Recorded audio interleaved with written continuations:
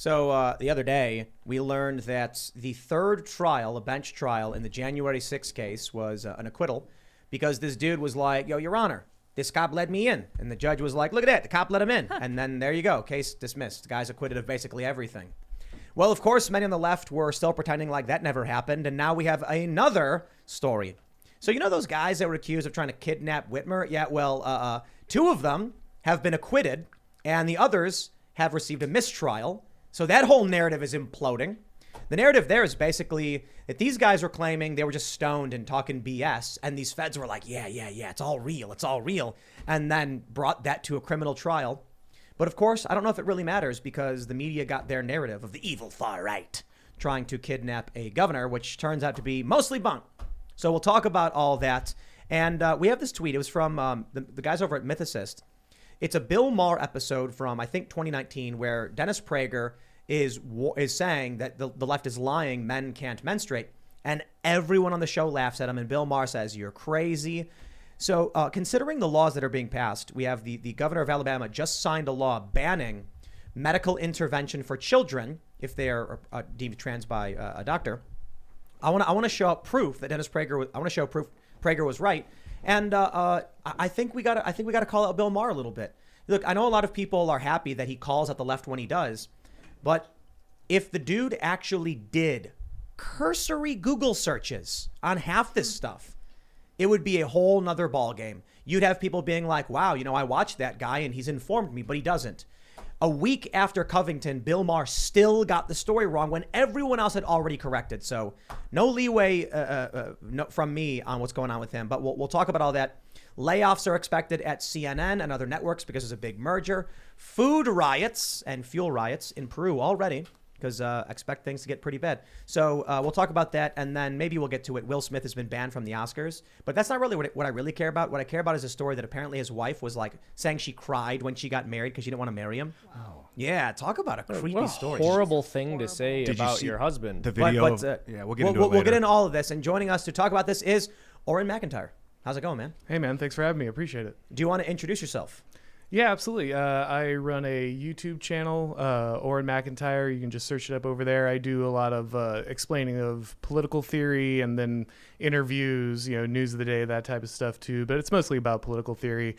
And then I make memes on Twitter, which is what a lot of people know me from. Well, there we go. You want to do me a favor? Can you throw that on the shelf behind you? There you go. Also, there Magic the Gathering player, if I'm not mistaken. We were talking a little bit. Oh, see, now you're outing me, but yeah, a little black red. It's true. Magic the Gathering player. Seamus is instantly offended. That's right. I'm like, get out of here, all of you, bunch of nerds. Witchcraft. Seamus plays It's not green. just witchcraft. It's nerds. You guys are nerds. As I tell people, my parents didn't let me read Harry Potter not because of the demonic elements. They just didn't want me to be a nerd. They didn't want me to be one of those Harry Potter kids. And didn't want you to get shoved in a locker, and you appreciate that. Exactly. Yeah. They're like, this kid doesn't need any help getting bullied. All right. No. We're not letting him read Harry Potter. Bro, based on this generation, I'd argue you were more likely to get bullied for not reading it. The bully would be like, "What did you think of Snape?" I know. They're like, what house are you? This guy's not a Gryffindor. I was like, oh, shut up, please. This is the worst. I am Seamus Coughlin. I run a YouTube channel called Freedom Tunes. We do animated political satire. We upload a new video every Thursday. We just uploaded one this past Thursday. I think you guys are really going to enjoy it. We might get wild and upload 2 next week. I don't know. We'll see. We'll see. Snap. He speaks the truth. Ian Crossan, what's up, everybody? Catch you soon. Yeah, I'm very excited. Seamus's Freedom Tunes is awesome, and we're going to be in Nashville next week, and Auron is fantastic. It's going to be a great evening. Let's get going. Yeah, actually, right after the show tonight, we're running out the door, driving straight to Nashville. We've got the mobile command center already on the way, and we're going to be parked in their parking lot for the next week with a variety of their talent, and there's a whole lot of crazy stuff we're planning. We'll see how much we can actually pull off, but it'll be a lot of fun. We're going to have a lot of people from the Daily Wire on the show next week. It's going to be Timcast live from the Daily Wire in Nashville. So we'll see you then. But for now, let's jump over to timcast.com. Before we get started, become a member, help support our work. We have this story that we're going to get into in a second about these two guys, these two people accused who have been found not guilty. As a member, you are helping support all of that great journalism, and you will also get access to exclusive segments of this podcast Monday through Thursday at 8 p.m. We have a huge library of content, so you definitely check out all of that stuff. You'll love a lot of these videos. Not so family friendly. Lots of swearing. Yesterday, we had a deep discussion with Andrew Clavin on religion, which was very, very interesting. He had to leave a little bit early, but it was a fun conversation. So don't forget to join at timcast.com. Smash that like button, subscribe to this channel, share the show with your friends. Let's read this, the first story here from timcast.com. Breaking. 2 men accused of Governor Whitmer kidnapping plot found not guilty. 2 others receive mistrial. The jury deliberated for 5 days following a 2-week trial. They're going to mention on April 8th, the jury found Daniel Harris not guilty of 1 charge of kidnapping, conspiracy, 1 count of conspiracy to use a weapon of mass destruction, 1 count of possession of an unregistered destructive device, 1 count of possession of an unregistered short-barreled rifle. Harris was the only one of the 4 defendants who testified in his own defense. Brandon Caserta, who was charged with 1 count of kidnapping conspiracy, was also found not guilty. The jury declared a mistrial on the charges brought against Barry Croft Jr. and Adam Fox. The charges include kidnapping conspiracy, conspiracy to use a weapon of mass destruction, and possession of an unregistered destructive device. The U.S. government claimed the men had been planning to kidnap Whitmer at her vacation home prior to the 2020 election and arrested them in October of 2020. All 4 men have denied the government's accusations. Didn't it turn out that like the majority of people involved in this were feds or some kind of informant? Yeah. Like it wasn't even like an actual plot. Let me show you this from the Daily Mail. They say how undercover FBI agents infiltrated militia group Wolverine Watchmen to try to take down Gretchen Whitmer's kidnappers. They say, what do they call it? Stoned talk. They said it was nothing but stoned talk that the government turned into a real conspiracy. Wow. Schweers and Bates both testified at trial. So look, without getting into, hashing out the entirety of the trial, the story's been, I think for most people, fairly obvious. As soon as they said, yeah, it was a bunch of FBI agents that seemed to have been orchestrating the whole thing and then blaming these guys who are bumbling along for the FBI's own plan. Along with this story and the story about January 6th, where the 3rd trial, this guy was like, the cops opened the door and let me in. The judge went, yeah, the video shows the cops opened the door and let you in. Not guilty. The media narrative on insurrection, the rise of the far right, it's all just bunk BS. Yep. Bunk BS. Panel, would you agree? Yeah, I mean, I would tend to agree. The entire narrative started falling apart a couple months ago, and honestly, when it was first reported as a story, I remember watching my television, regrettably checking Twitter, saying, wow, this is really horrible. And for the people who are actually committing legitimate acts of violence and breaking in, yes, that's bad. I think we all agree that's criminal. But I should have known that the media was spinning this, trying to make it out to be something it wasn't. They started to refer to it as an insurrection, which is interesting because it's an insurrection where basically no one who went, the vast majority of people, didn't have weapons on them to try to overthrow the government. Just a very bizarre narrative, but I think people were too afraid to question it because they didn't want to seem in support of it because our media spent so much time calling it a terroristic act. I just tweeted out earlier that I don't trust screenshots, pictures, or video anymore. I don't trust it, man. I don't trust the narrative. I don't trust the media. It's going to be even hard for me to trust people face to face, which I really don't anyway. But man, I don't want to get tainted on humanity here, but I'm not buying any of this crap anymore. I hear you, but you're not necessarily getting tainted on humanity. I think it's okay to acknowledge that known liars are known liars, and you shouldn't listen to them without having a pessimistic view of humans in general. I think you shouldn't welcome. trust cartoonists. Oh, Especially yeah. political No, so here's the animators. thing, and now I would disagree. I think, well, in most instances, that's probably correct, but there are a few good apples. Yeah. I think That's and- exactly what an animator yeah, would say. exactly. I know, right? Seamus, if you have a bowl of M&Ms Uh-huh. and 10 of them are poison, take a handful. Not all bad apples. Hold on a second, Tim. That's ridiculous. First and foremost, That proves it, Seamus. M&Ms are all bad. They're sugary. Yeah, They'll kill it's you. gross. You shouldn't Yeah, I be eating agree. that stuff. What do you think, Lauren? You think that there's some value to this, the media narrative at the moment? Well, I think you're in a situation where you obviously had a situation where people wanted to expand the power of the government, where people wanted to expand the power of the security state. You wanted these people to be dangerous. We've seen the fallout from this. They've been purging the military of people who have any kind of connection to Trump, any kind of support, any if you were an NRA member, you could be on a watch list if you were in the military because of this and possibly up for being removed. So I think this is part of a larger interest by kind of those in power to make sure that you have the apparatus that is able to crack down on people. And we hear this all the time from the media, right? The biggest national security threat is, the white supremacists, these radicals, these crazy QAnon people. This is constantly being pushed for a reason because it allows you to kind of take that war on terror apparatus and shift it domestically. And I think that, this isn't, I don't think that this is the only part of it, but I think that leads into that narrative for a reason. But you know that the response from many Democrat activist types is just they're flabbergasted. How is it that fascists are getting away with all of this? Because even when it's proven in a court of law to not be true, they just say it is. So I feel like regardless of whether or not the state is empowered by this, they got what they wanted. Hardcore hyper polarization in this country. The Democrat activists are still going to continue to be radicalized by these fake news stories. The acquittals in the January 6th case and here do nothing to change that. Well, when you control the consensus making apparatus, there's no reason to back off the story, right? If you continue to push it, it doesn't matter what the facts were at the end of the day. You control the flow of information, and if you can continue to blast that out, then someone who really wants to dig into it can eventually find it. But the vast majority of people aren't going to do that, and so the narrative that is sitting in people's minds is that this went down, everything went down the way it was originally portrayed. No one goes back and looks at these things years after the fact to figure out if that was actually the case, and they end up taking the win. I was just watching a bunch of documentary on the rise of the Nazi Party in 1933. Hitler appointing of Goebbels to be the propaganda and what was he, the Enlightenment Minister, some crazy title.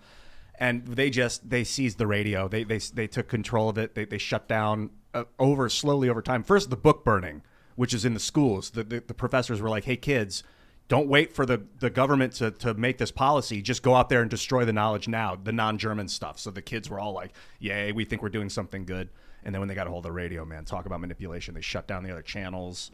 You couldn't get anything out in Germany if it wasn't state propaganda. Control of information. But the issue is, even with the internet grants you the ability to manipulate, but also for the opportunity for truth, like people watching this show right now. I think the difference between the people who watch this show versus the people who watch Young Turks is that for Timcast IRL listeners, new information will change their mind. For the Young Turks viewers, new information must be fake news and they'll completely ignore it. So like this story, like January 6th, they just act like the revelation didn't happen at all. And so it almost feels like the media narrative is irrelevant at this point. They could say anything and these people would just be like, we don't care. We'll do whatever you say no matter what the story is. That's called mass formation psychosis, I think? I guess, yeah, we call it mass formation cognitive psychosis. Dissonance. There's different ways to describe the mental cult failure or, the pitfall. I love these. There was a comic someone posted on Facebook, and it's a woman reading a newspaper, and it says, Russia claims there's no invasion. And she's like, how could people fall for this Russian propaganda? And then there's a guy in a MAGA hat with Q on his shirt watching Tucker Carlson screaming about a bunch of straw man narratives from the left. And I just thought it was so funny. I'm like, this comic is irony. It said U.S. bioweapons labs was one of the things. And I was like, that's not the argument. The argument is biological research labs. The left made that up and then got mad about it. And so that comic to me was particularly hilarious because they're mocking the right for being indoctrinated, but the comic itself was indoctrinating them. It was just pure irony because those arguments were all straw man arguments. They weren't real arguments coming from the right. So I love it when they say, it was Scarborough he was referring to, I can't remember exactly what he's talking about, but he called the right a cult. And it's just like, it's fascinating to me. There's an argument over Trump versus DeSantis, who would be the best person to lead in 2024. But on the left, they're willing to vote for Joe Biden en masse, even though they know it's going to destroy everything. And they completely ignore breaking news facts. And they're wrong on every story. I mean, just go down the list. I think someone tweeted, I should pull up the Instagram image. Somebody was pointing out every major story: Russiagate hoax, Covington, Jussie Smollett, Kyle Rittenhouse. Now add two more to the mix. The January 6th story. We got an acquittal. Yeah. It's not trespassing. The cops let him in. Oh, get ready for this wave of narrative implosion. Now the Whitmer story. 2 people not guilty and mistrials. The whole thing. Hunter Biden laptop. Yep. I'm sorry, man. When they just believe things that are repeatedly debunked, they're a cult.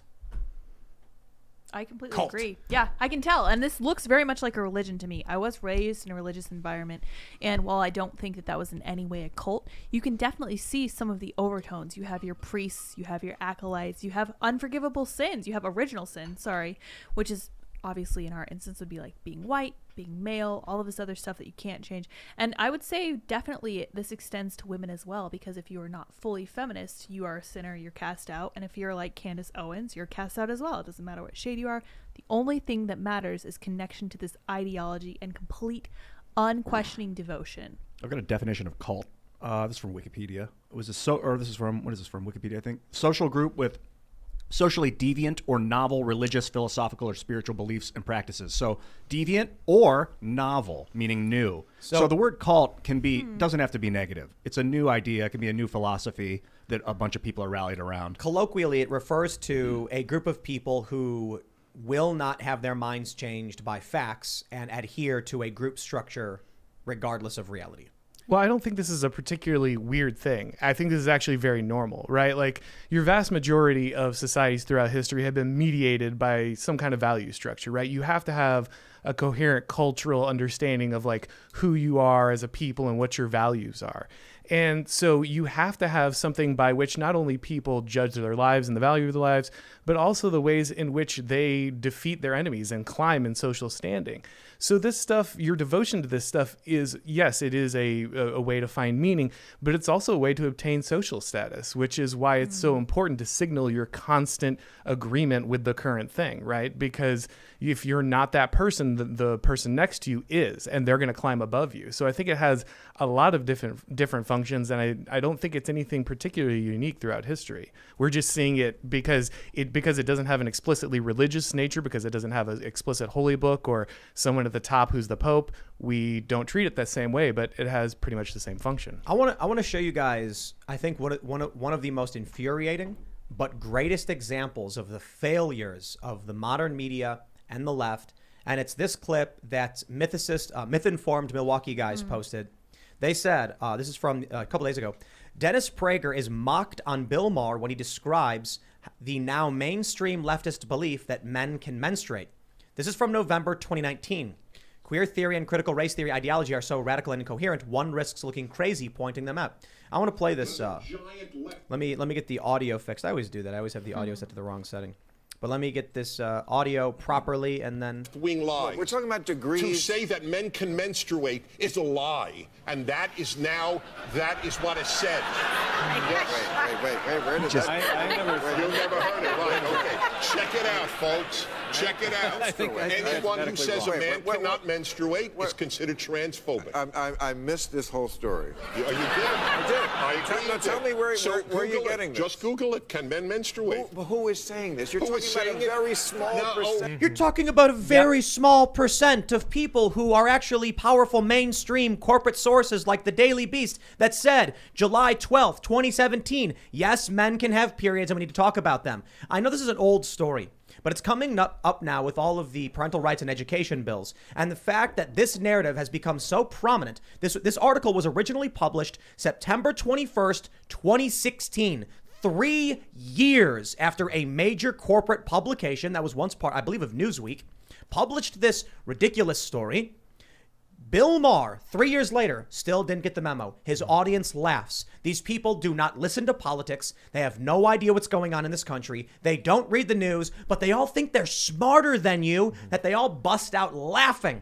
It is just like the story, I think it was Kierkegaard. The clown comes on stage and he says, there's a fire backstage, everyone run. And the whole audience bursts up laughing, thinking it's a joke. And so it becomes even more frantic and they laugh even harder. And he said, I think that's how the world will end. Yeah, seeing this, the reason why I want to highlight this is because if back then people like Bill Maher or Jon Stewart, who had been on hiatus, I suppose, had actually paid attention, like people like Dennis Prager were, maybe they wouldn't be dealing with the insanity they're dealing with now, with the Democrats fleeing the Democratic Party 4-1 in Pennsylvania, the generic congressional ballot being almost 4 points up for Republicans, and the rest of us wouldn't have to. Well, I'll just put it this way: they've done it to themselves. You reap what you sow. At this point, where I am is there are two distinct moral universes, and theirs has nothing to do with me, because this is a perfect example of when they gave up. Bill Maher, here's what I tweeted, has become lazy, and it's sad. Jon Stewart as well. It's crazy to me that they don't do cursory research on topics anymore. Jon Stewart, just absolutely pathetic. Not a single Google search, huh? You can't do that? Yeah, no, this is something that we see very often. I remember back when I first started making cartoons on the internet in 2016, and when I was sort of in a sphere of people who were criticizing the left and the far left, the criticism we often received is that we were just talking about a small niche of leftists who basically only existed on college campuses and were completely out of their minds, but these weren't ideas that it really made much sense to critique because they were never going to enter the mainstream, and we were more or less wasting our time. Now, that's obviously been proven to be completely false. These very niche, bizarre ideas end up becoming mainstream very quickly, and part of the reason for that is because the left always needs to find a new cause. It's not as if they move the social dial and go, all right, we're done, we're satisfied, we've achieved equality, now we're going to let we're going to rest and have society exist as it is. They constantly need to push for more and more and more. Yeah, I think that also the poisoning of our food supply and water supply with like microplastics and birth control that it's being peed into the sewer systems is causing people to go towards this transgender state of being, and so that also is adding on to the rhetoric. I think that's a myth. I think that's greatly over-exaggerated. I want to see more research. Because we did talk about it. I think social manipulation, ideological manipulation. I think the fact that you have some people who are the epitome of follower and they'll just go along with whatever. I mean, how many people watched that episode of Bill Maher and laughed along with him thinking he was the smart one in the room when he was just dead wrong? And they follow along with that for years. And now these stories that were published in the corporate press 6-7 years ago are now in the forefront in our schools. Now these are the parents, these liberal parents in Loudoun County who are now freaking out and voting Republican, these suburban moms who are starting to wake up and freak out because they watch shows like that. Mm-hmm. So I think indoctrination, manipulation, but pure laziness from bad leaders. I'll say, in a little bit of defense of Bill Maher, I have a lot of criticism of Bill Maher, but Prager came at him and kind of blindsided him with that data, and neither of them could back it up. Bill asked him, where'd you get that data? Who said that? And Dennis didn't have an answer. He didn't say the Daily Beast. He should have quoted the article if he's going to bring it up. So I suppose the issue I had was with Dennis is that he was heated when he said it. If he presented it in a more calm demeanor, it wouldn't have elicited the same response.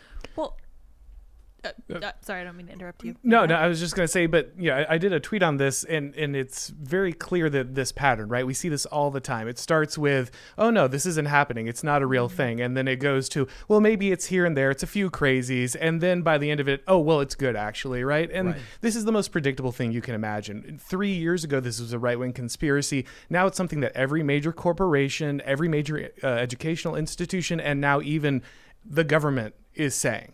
This is the most predictable thing in the world. And the amazing thing about this is that Bill Maher, this will not change his priors at all. He will not think for a moment I was wrong. He did this interview with, I think it was Ben Shapiro recently. And he said, it's not me. I didn't change. The left changed. Yep. It never occurs to him for a moment that there is a reason that people keep getting left behind by the left. There is a reason that this keeps occurring.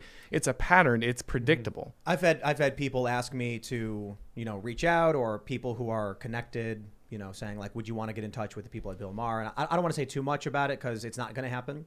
And I wonder if I should try and extend an olive branch in some capacity to talk to the guy, because he has said some good things about how woke the left has become. But I'd be directly critical of so much. There was the Ben Shapiro, Malcolm Nance conversation. Yeah. And that was fantastic. And Ben is correct. I don't care about your opinions on policy. I care about if you're talking about facts. And when a conservative comes out and says, here's a thing that is true and here's evidence, I say, okay, that's true. Then they say, here's my opinion on the policy. I say, well, that we can discuss. Mm-hmm. What's happening now is a conservative like Ben Shapiro goes on Real Time with Bill Maher and says, here are the facts. And they go, oh, whoa. And it's like, if you haven't done the research, Bill, how are you hosting this show? So Ian, I accept your point, especially about Dennis Prager being unable to say, here's where it's happening.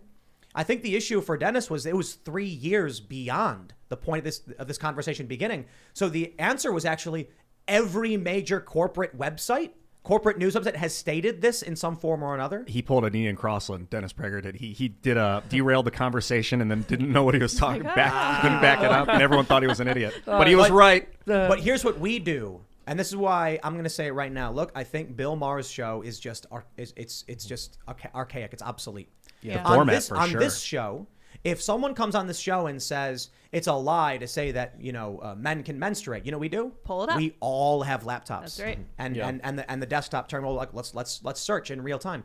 It's remarkable to me that Bill Maher still exists in this vacuum. The show's called Real Time. It's called Real Time. Right. Can't take his phone even Dennis couldn't pull out his phone and be like, there you go. Here. Let's search in real time, Bill. Do you guys even read the news? Seriously. And you know what I would have said? When they all started laughing, I'd take my phone up, I'd pull it up, and I'd say, there it is, guys, 2016, the Daily Beast. Want me to get another article? You mean to tell me I'm the only one on this panel who actually reads the news? Then why do any of you think you should have an opinion on news? Yeah, and also, not to Monday morning quarterback Prager here too much, but I would have asked, or I like to think I would have asked, why is that wrong? Why is what I'm saying incorrect? Do you not believe that men can become women? Right. Because this was a mainstream view on the left, and if that's the case, then why isn't it the case that men can menstruate? When Dennis Prager goes on to say that college dorms for males have tampons, Bill Maher says, that's for their girlfriends. What? Talk about, you take a guy like Bill Maher. You know what I think? I think he retired. I think we see a lot of this. I think Bill Maher retired in his mind. Yep, mentally, yeah. Yeah, like he's like, look, I've been doing this for decades. Yeah. I'm so exhausted. There's other things I want to do. I'm not going to read the news all day. Just give me the copy. I'll read it and we'll talk about he whatever. Got banned. Politically incorrect was badass. And then he got, after 9/11, it was like some government clampdown. They were like, he's saying too much, shut him down. And they shut his show down. And I think he changed after that. He was like, whoa, I got to self-censor now, or I'm going to not make it in this industry. Well, they put him on HBO, and the idea was that he didn't have to worry about it. And I used to watch this all the time. I used to watch Daily Show all the time. And I will point this out every time. Jon Stewart praised Project Veritas on more than one occasion. Yeah, it's great. Now he's just woke, yelling at Andrew Sullivan, and it's just, all of this stuff is the lowest of lowbrow garbage. The reason I bring it up here is just because Dennis Prager was correct on this. PragerU has been leading the charge. Granted, conservative ideology, I don't care. They're correct when they say the left has made the argument. Now they give their counter argument. You can agree with them or disagree with them, but their premise is correct. And people like Bill Maher, people like Jon Stewart, people like Stephen Colbert have abandoned what they once were supposedly representing, which was reality. Yeah. Like Colbert said, right? Reality has a liberal bias. Now it's fictional cult world has a liberal bias. And the rest of us are confused as to what these people are reading when they read anything, if they read anything. And that's a really important point. One thing you mentioned earlier is the fact that societies and cultures have always had authority structures, and they've always had rules that people are expected to follow. But part of what's so bizarre about this is you basically have rules which are wildly unpopular and historically unprecedented that the left is forcing on everyone else. And it is even most people on the left. It's a very small percentage of extremely online individuals who will complain to corporations and make them feel as if they need to censor themselves and change their corporate structuring and way of advertising. Why? What's wrong? Because it's around 10% of the population. Well, it's increasing. It is absolutely increasing, and I think the idea is spread. But chances are when you encounter someone who says a man can become a woman, they don't genuinely believe that. I'm not saying that absolves them from saying it. It's actually an even bigger problem because they are being dishonest. But most people recognize this stuff as ridiculous. The question is, how do we make them feel comfortable saying that? When I was talking to a friend of mine on Facebook, I've told the story before, and she all of a sudden started adopting the gender ideology stance. She told me, you know, the whole, she was like, trans women are women, trans men are men. And I said, okay, I don't care if that's your premise. My question to you then is, I asked her, you would be physically attracted to someone who's biologically female, like a person with a vagina, but who is like, you know, got a beard. And she was like, I could learn how to do that. And I was like, that sounds like conversion therapy to me. And she just blocked me. Yeah. Because like, it's because there is, I feel like a lot of these people are not strong moral leaders. Not everybody is. I feel like many of these people just want to be followers because it's simpler, and the logic of their brains is conflicted with the survival aspect of their brain. To fit in with society, I must just say this. Yeah, adaptation. Exactly. Well, and that's extremely insidious because ultimately you either live what you believe or believe what you live, as they say. And if you stay silent about the truth for long enough, you do start to believe the lie. So I'm not saying that we're not at risk of people buying into this. We very clearly are. And my view is the exact opposite. We are in danger. But oftentimes conservatives are trying to convince people on these issues when what we need to be doing is help people understand that the thing that they already actually secretly believe is not something that they should be embarrassed or afraid to say. But here's the thing, and you got to remember this, societies are run by organized minorities. every time. So saying that it's not everybody on the left, of course it's not. Yeah. That's not what matters. Right. What matters is who on the left believes it and where they sit in positions of power. There's a reason everyone is adopting this stuff. It's not because they necessarily believe it right away, but eventually they do believe it. I think they do eventually genuinely take it on board because they understand this received morality is advantageous in our society. They know that. And so that's why people will do like Tim was talking about. They will go out and they will alter their belief system because the people who are important are telling them what is going to come next, what is going to be signaled as positive, what is going to increase their standing, and what's going to make it easier for them to get along with what's actually going to be moral. And so saying, oh, just a few people believe it or it's a small minority, if it's the right minority, that's the most dangerous thing possible. I wouldn't disagree with any of that, but what I would reaffirm is my point that what we have to do in order to combat that is have people speak their minds and speak the truth, because it's only going to be powerful if we acquiesce to it. I got this quote here, Darwin. It's not the strongest of the species that survives, nor the most intelligent. Is that how it goes? But it's the one that is most adaptable to change.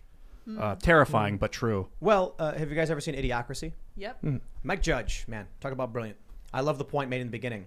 Eventually, evolution wasn't rewarding the strongest or the smartest. It was rewarding those who simply reproduced the most. Yeah. As a species, we have created this sphere of safety where we're untouched from war in the United States for the most part in the past, 200 years or 150 years or so. Civil War obviously was bad.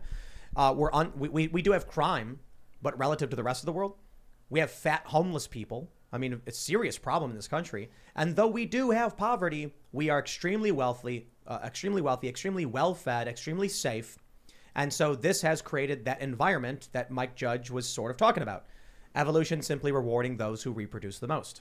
But in this case, it's ideological reproduction. Exactly. Yeah, I mean, it's just the ideas that become the most popular that end up governing your society. Now, I'm very optimistic in some sense. I believe that ultimately, in the final analysis, the truth wins, but your society has no guarantee of existing forever. In a more like Darwinist previous iteration of our civilization, less technologically advanced, the strongest and the smartest would survive by nature of their ideology. Working together, having strong families, having strong communities, being armed. Now everything's so safe. The ideology that's becoming more powerful and dominant is deconstructivist, is reductivist. It's a blank slate. It's deconstruction. Yes. It's breaking everything apart. Now, that can exist because we're in such a magnificent bubble of wealth and security until they destroy it by deconstructing it.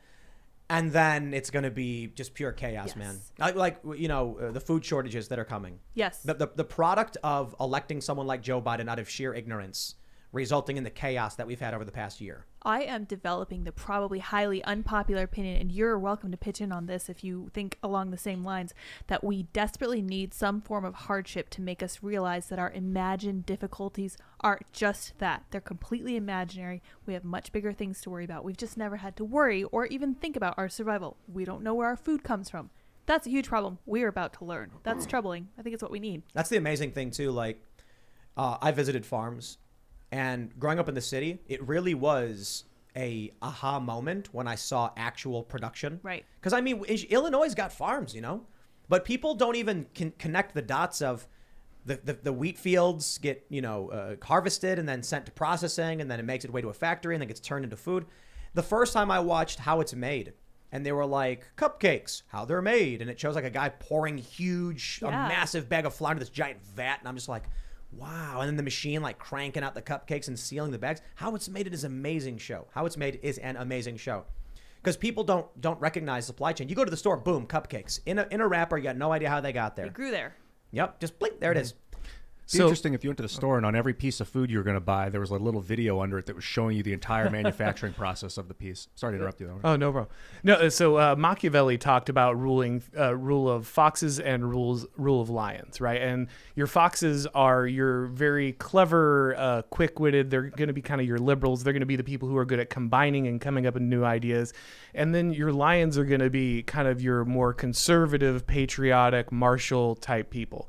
And he said at the the beginning, your civilizations are always run by lions because they have to secure safety. You have to make sure you're getting food supply, those kind of things. But over time, as your society gets more complex, you start to see the rise of the foxes because they're able to address these new things, these new problems that are coming up. They're able to make these new combinations and synthesize things.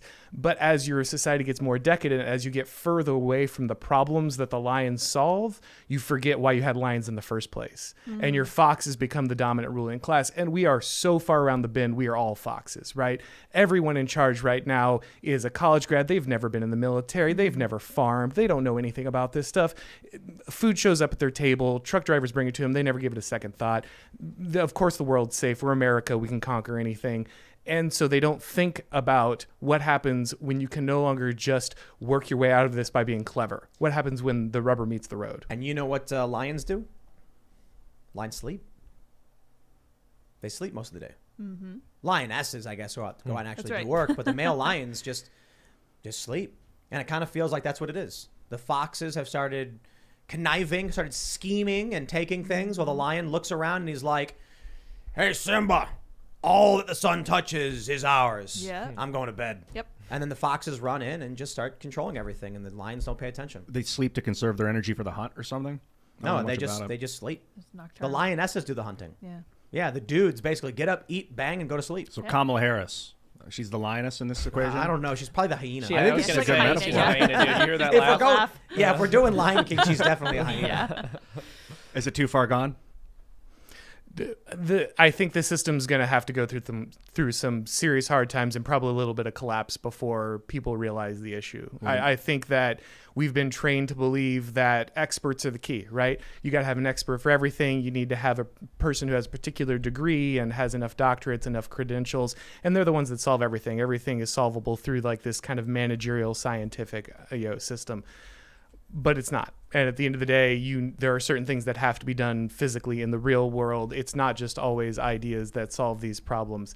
And I think until people taste some of the difficulty that comes from a society that's entirely based on kind of fox governors, they're never going to realize the problem. Perhaps. But it's also possible that we can succeed in all of this by doing literally nothing. Why? Well, as I mentioned, they are tearing everything down, and the strong are the ones who are going to figure things out and survive.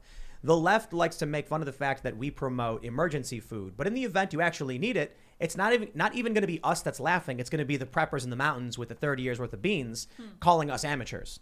But they can live in their cities with no food supply, no understanding of it, as everything falls apart. But maybe we just have to do very little but remain resilient. We have this story from Daily Mail. Breaking. Discovery completes its merger with Warner Media and acquires the rights for CNN, HBO, and Warner Bros. Content as staff fear bloodbath of layoffs.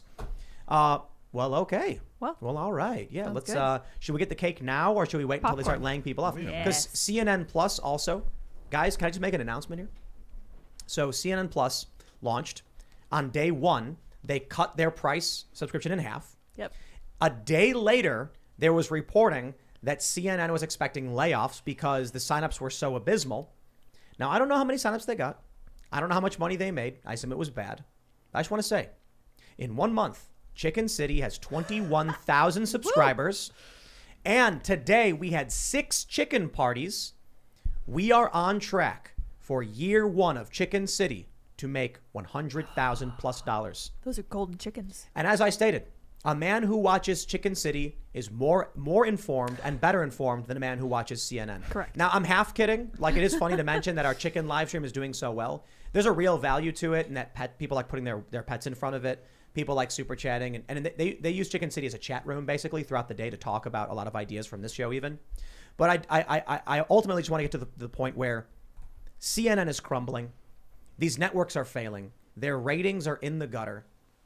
Our ratings are improving every day. Look at the Daily Wire. These guys are making over $100 million per year now. It's an explosion. And we're looking at sentiment. When the left, these activists try saying things like the right is, the Republican is minority rule. It's just, you know what? moderate voters side with Republicans on most issues 2-1 right now. You look at all of the data. You look at Black Lives Matter. You look at the Democrats. You look at the economy. You look at inflation. You look at gas. It's all like 60% independents are, on the same side as Republicans. And they think they're the majority. Yeah. They're spiraling out of control. Their companies are crumbling. And we only need keep steering our ship, focusing on building and developing cultural content, media content, websites, and I think we'll be all right. No, I think you're absolutely correct. I've brought this stat up on the show before, but more Americans would rather we look into the 2020 BLM riots and investigate those than support the January 6th commission. It's because a bunch of buildings got destroyed in that thing. Yeah.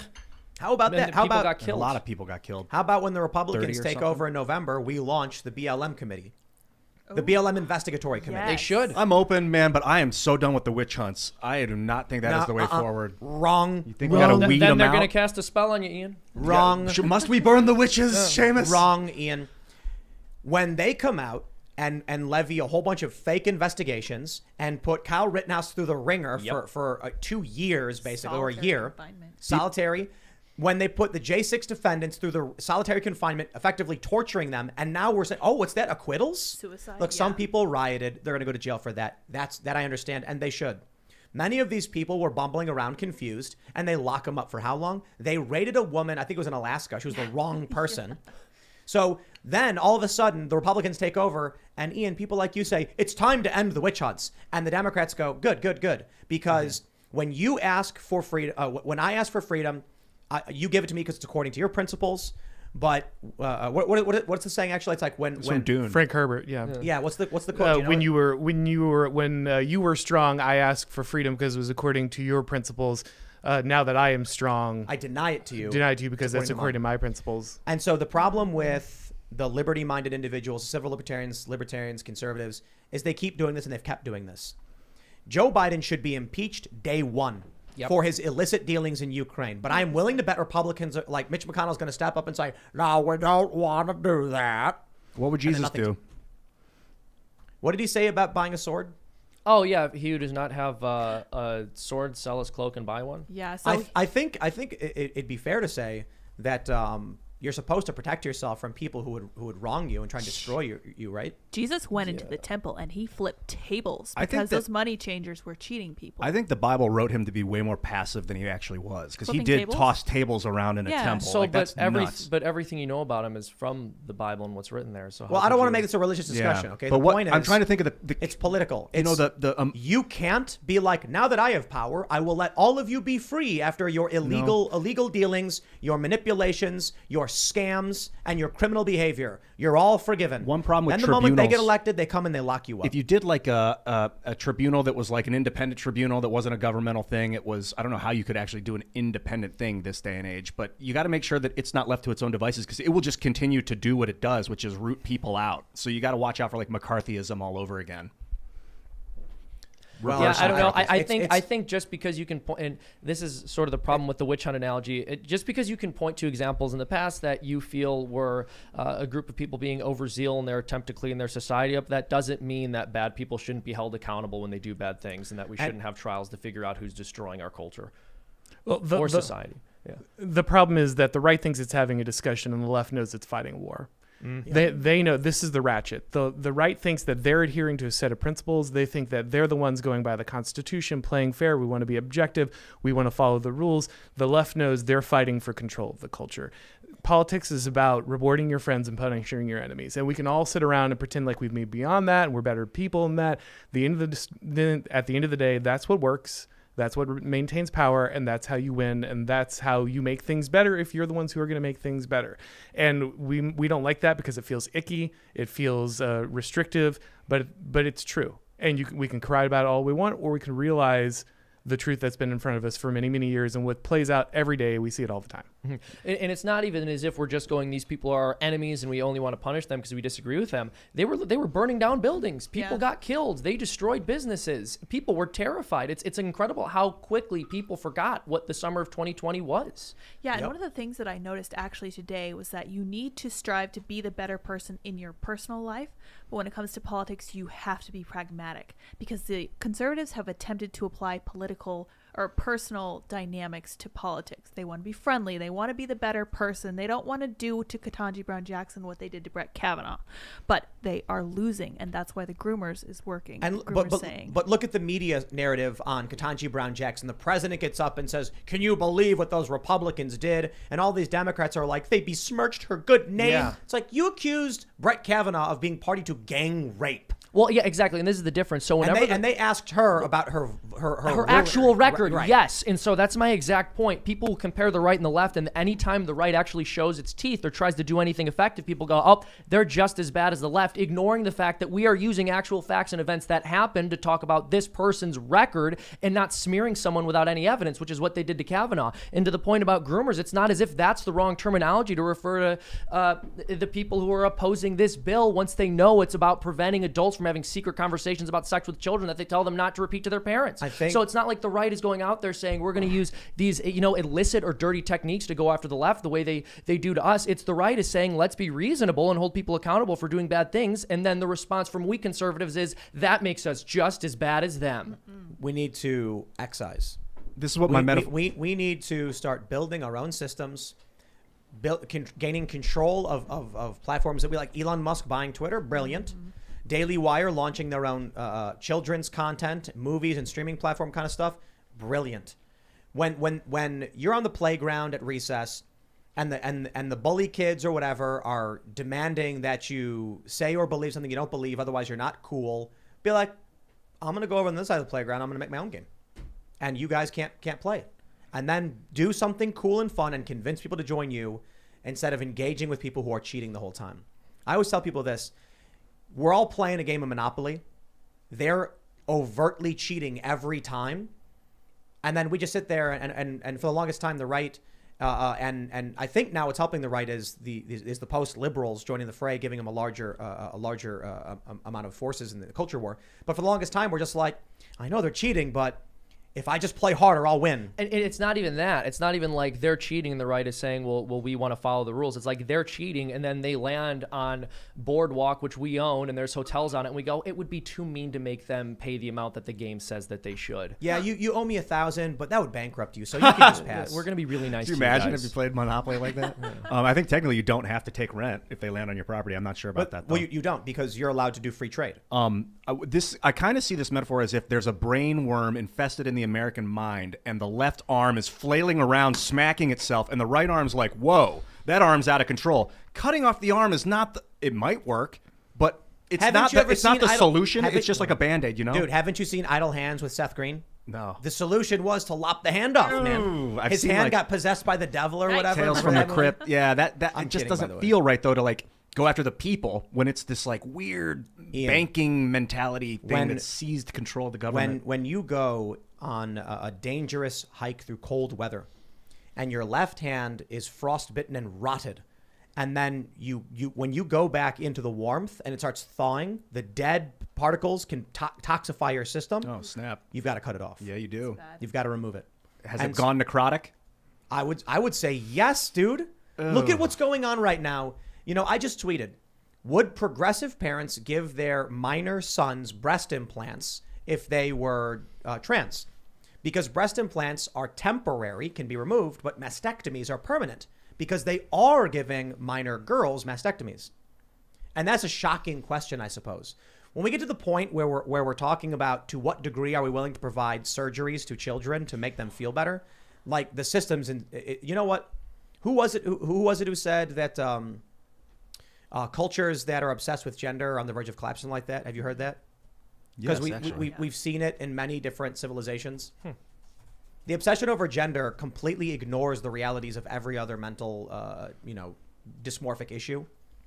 Like the only one that matters to the left and to the mainstream media is gender, even though there's many other body dysmorphia issues like weight, like anorexia, or what is it like general body dysmorphic disorder where you want to like cut your hands off and stuff like that. Yeah. Transableism. I think that's that's what that's called when you feel like you're in the wrong body, so you cut a piece off and then it's called like general dysmorphic disorder. It was Jordan Peterson that has been talking about this. He was on Rogan talking about it, episode 1769. Actually, Ian, it was me on Rogan in 2018 talking about it. Technically, it goes back to Aristotle when he first. No, but this is exactly what I said to Dorsey.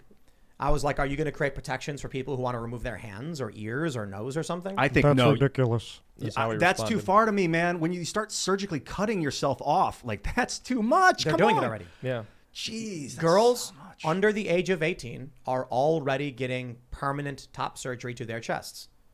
Now, I suppose it's up to the parents or whatever, but I kind of feel like when you're an adult and you're you know, we've crossed a certain threshold where we're like, that's where you're old enough, you make decisions for your life to do body modification. When we're at the point where there was a study I tweeted about earlier, 13 to 25-year-olds, females, were surveyed on half of them got mastectomies, half of them didn't. The median age for the mastectomy was 19, but it was overwhelmingly 14 and 15-year-olds. That's child abuse. Who were having their breasts removed. Now, the reason I ask this is you can give a male breast implants, and that's temporary, meaning at some point, if anything happens, they can be removed and all is, you know, relatively back to normal. But for young women, the mastectomies are permanent. I don't want to get into all of that stuff. Actually, we have a story we can talk about in that regard. But I bring this up when you're saying has it gone necrotic, and I'm like, the point I bring up with that, how is it that that's a question to be asked of the left based on their own ideology with their children? Should 14-year-old boys get breast implants? I'm asking that because they are already surgically removing the breasts of girls. Yeah, exactly. So once we've gotten to the point where the left would say that, you know, giving a mastectomy to a minor should be legal and isn't child abuse, you're not dealing with an arm that isn't working. I think it's more akin to a tumor. And the problem is that when it comes on the internet and other kids see it on TikTok and are like, oh, I want to be accepted, so I'll do what that guy's doing, cutting himself up. That's when it becomes necrotic. That's when you get blood poisoning and sepsis, is when it's in the system, infecting the system. I think, you know, typically I say I defer to the doctors of, you know, many of these kids and these families. I genuinely believe that there are issues of depression and dysphoria and all that stuff, and they need to find a way to deal with this. In Scandinavian countries that the left often likes to tout in terms of their medical care, they do psychotherapy, and they do you know, sessions. They don't immediately go for pharmaceuticals or surgery. So if we were to look to the Scandinavian countries, which are bastions of great medical services, you'd see there's less of this, you know, less of these circumstances occurring. And maybe that's the right way to do it. Maybe, you know what, I got to say, I'm in favor of those socialist Scandinavians, right?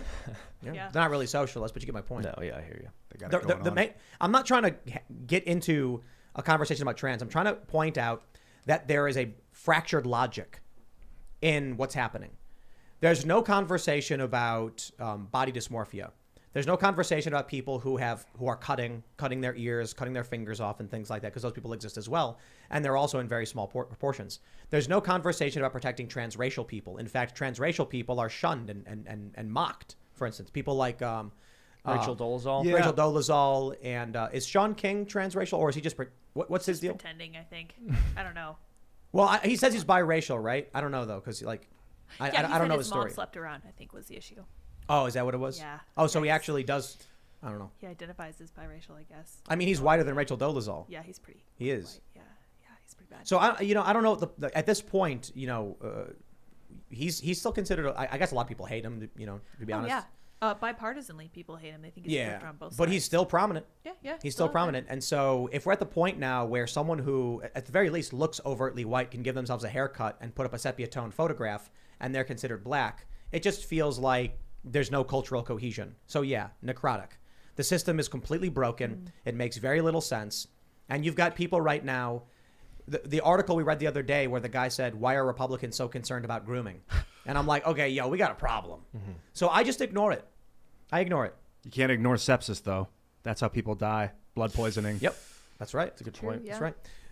Man. I think you made a very cogent point that people's adaptability is overriding their intellect and their strength. And that's a natural part, like what Darwin was saying, a natural part of the survival instinct is you adapt. If you have a totalitarian government and you don't adapt, it kills you. So the adaptable survive. But why, you know, this is the thing, you know, when I was talking to this friend of mine, this was several years ago, because we're not friends anymore. She deleted her Facebook. She blocked me. Wow. She blocked me and then deleted her Facebook. And I think it was because what I pointed out, that the logic of her mind, what she knew to be true, was conflicted with what she had to say in order to survive. But I'm like, why say it to me?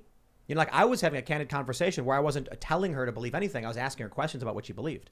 I had another friend who was talking to me on Facebook, and I sent them UN statistics on the refugee crisis. And I think what I said was, what we're seeing with I think it's the central Mediterranean route for refugees was predominantly economic migrants from places like Nigeria. And the eastern route was refugees from Syria and Afghanistan. And she got really angry and blocked me. And I'm like, yo, I'm not messaging my friends and being like, you're so dumb. I was like, hey, how's it going? How you been? And then they're talking like, I'm just really upset about what's going on with the refugee stuff and these crises. And I'm like, yeah, man, I hear you. It's brutal stuff. And then they'd say something like, all of these people are just fleeing war, and I can't understand why we can't help them. And then I said, well, I mean, the news we're actually seeing about Italy is actually the central route. Here's an article from the UN. And they were like, F you, bam. That sounds like a 6-year relationship I was in. I try and bring up logic, and she'd be like, yeah, you don't understand me. And I'm like, okay, logic isn't the way to communicate with everyone. Sometimes you need emotion and to listen. Yeah, but when someone says, I'm mad about something that isn't happening, and then I'm like, oh, well, you know, here's what the UN is saying. Yeah. And then they freak out even more. The system I would have, she'd be like, I'm in pain. I'm having a hard time. They'd be like, well, you know, if you did this, it would make you. And she'd be like, I just want you to tell me it's going to be okay. You know, and it's like, that's logic. It's just the other half Men of communication. Men are from Mars, women are from Venus. Hello. If there's a lesson we should learn from all this, it's that the marketplace of ideas is a fiction. It's not a real thing. It's not how societies change their minds. It's not how individuals change their mind. Yes, of course, we all have rational conversations, and there are situations where you can bring facts to people, and if they're open to you, they're going to go ahead and change mind, but they have to be pretty close to you already, right? You rarely get to a situation where someone is on the entirely different spectrum, or you don't have a large amount of trust built up with them, and you just drop the facts on them, and they say, oh, okay, you're right. I'll just go ahead and concede this thing that totally alters and shatters my worldview because you happen to bring me facts. That's not how people work, unfortunately. It's about making sure to understand how these things get communicated, how this information gets manipulated, and until people have a better understanding of how that happens, and people on the right and the post left are willing to understand that and utilize that, I think they're going to continue to just kind of fall on their face trying to have these circular arguments that never go anywhere. I have a solution.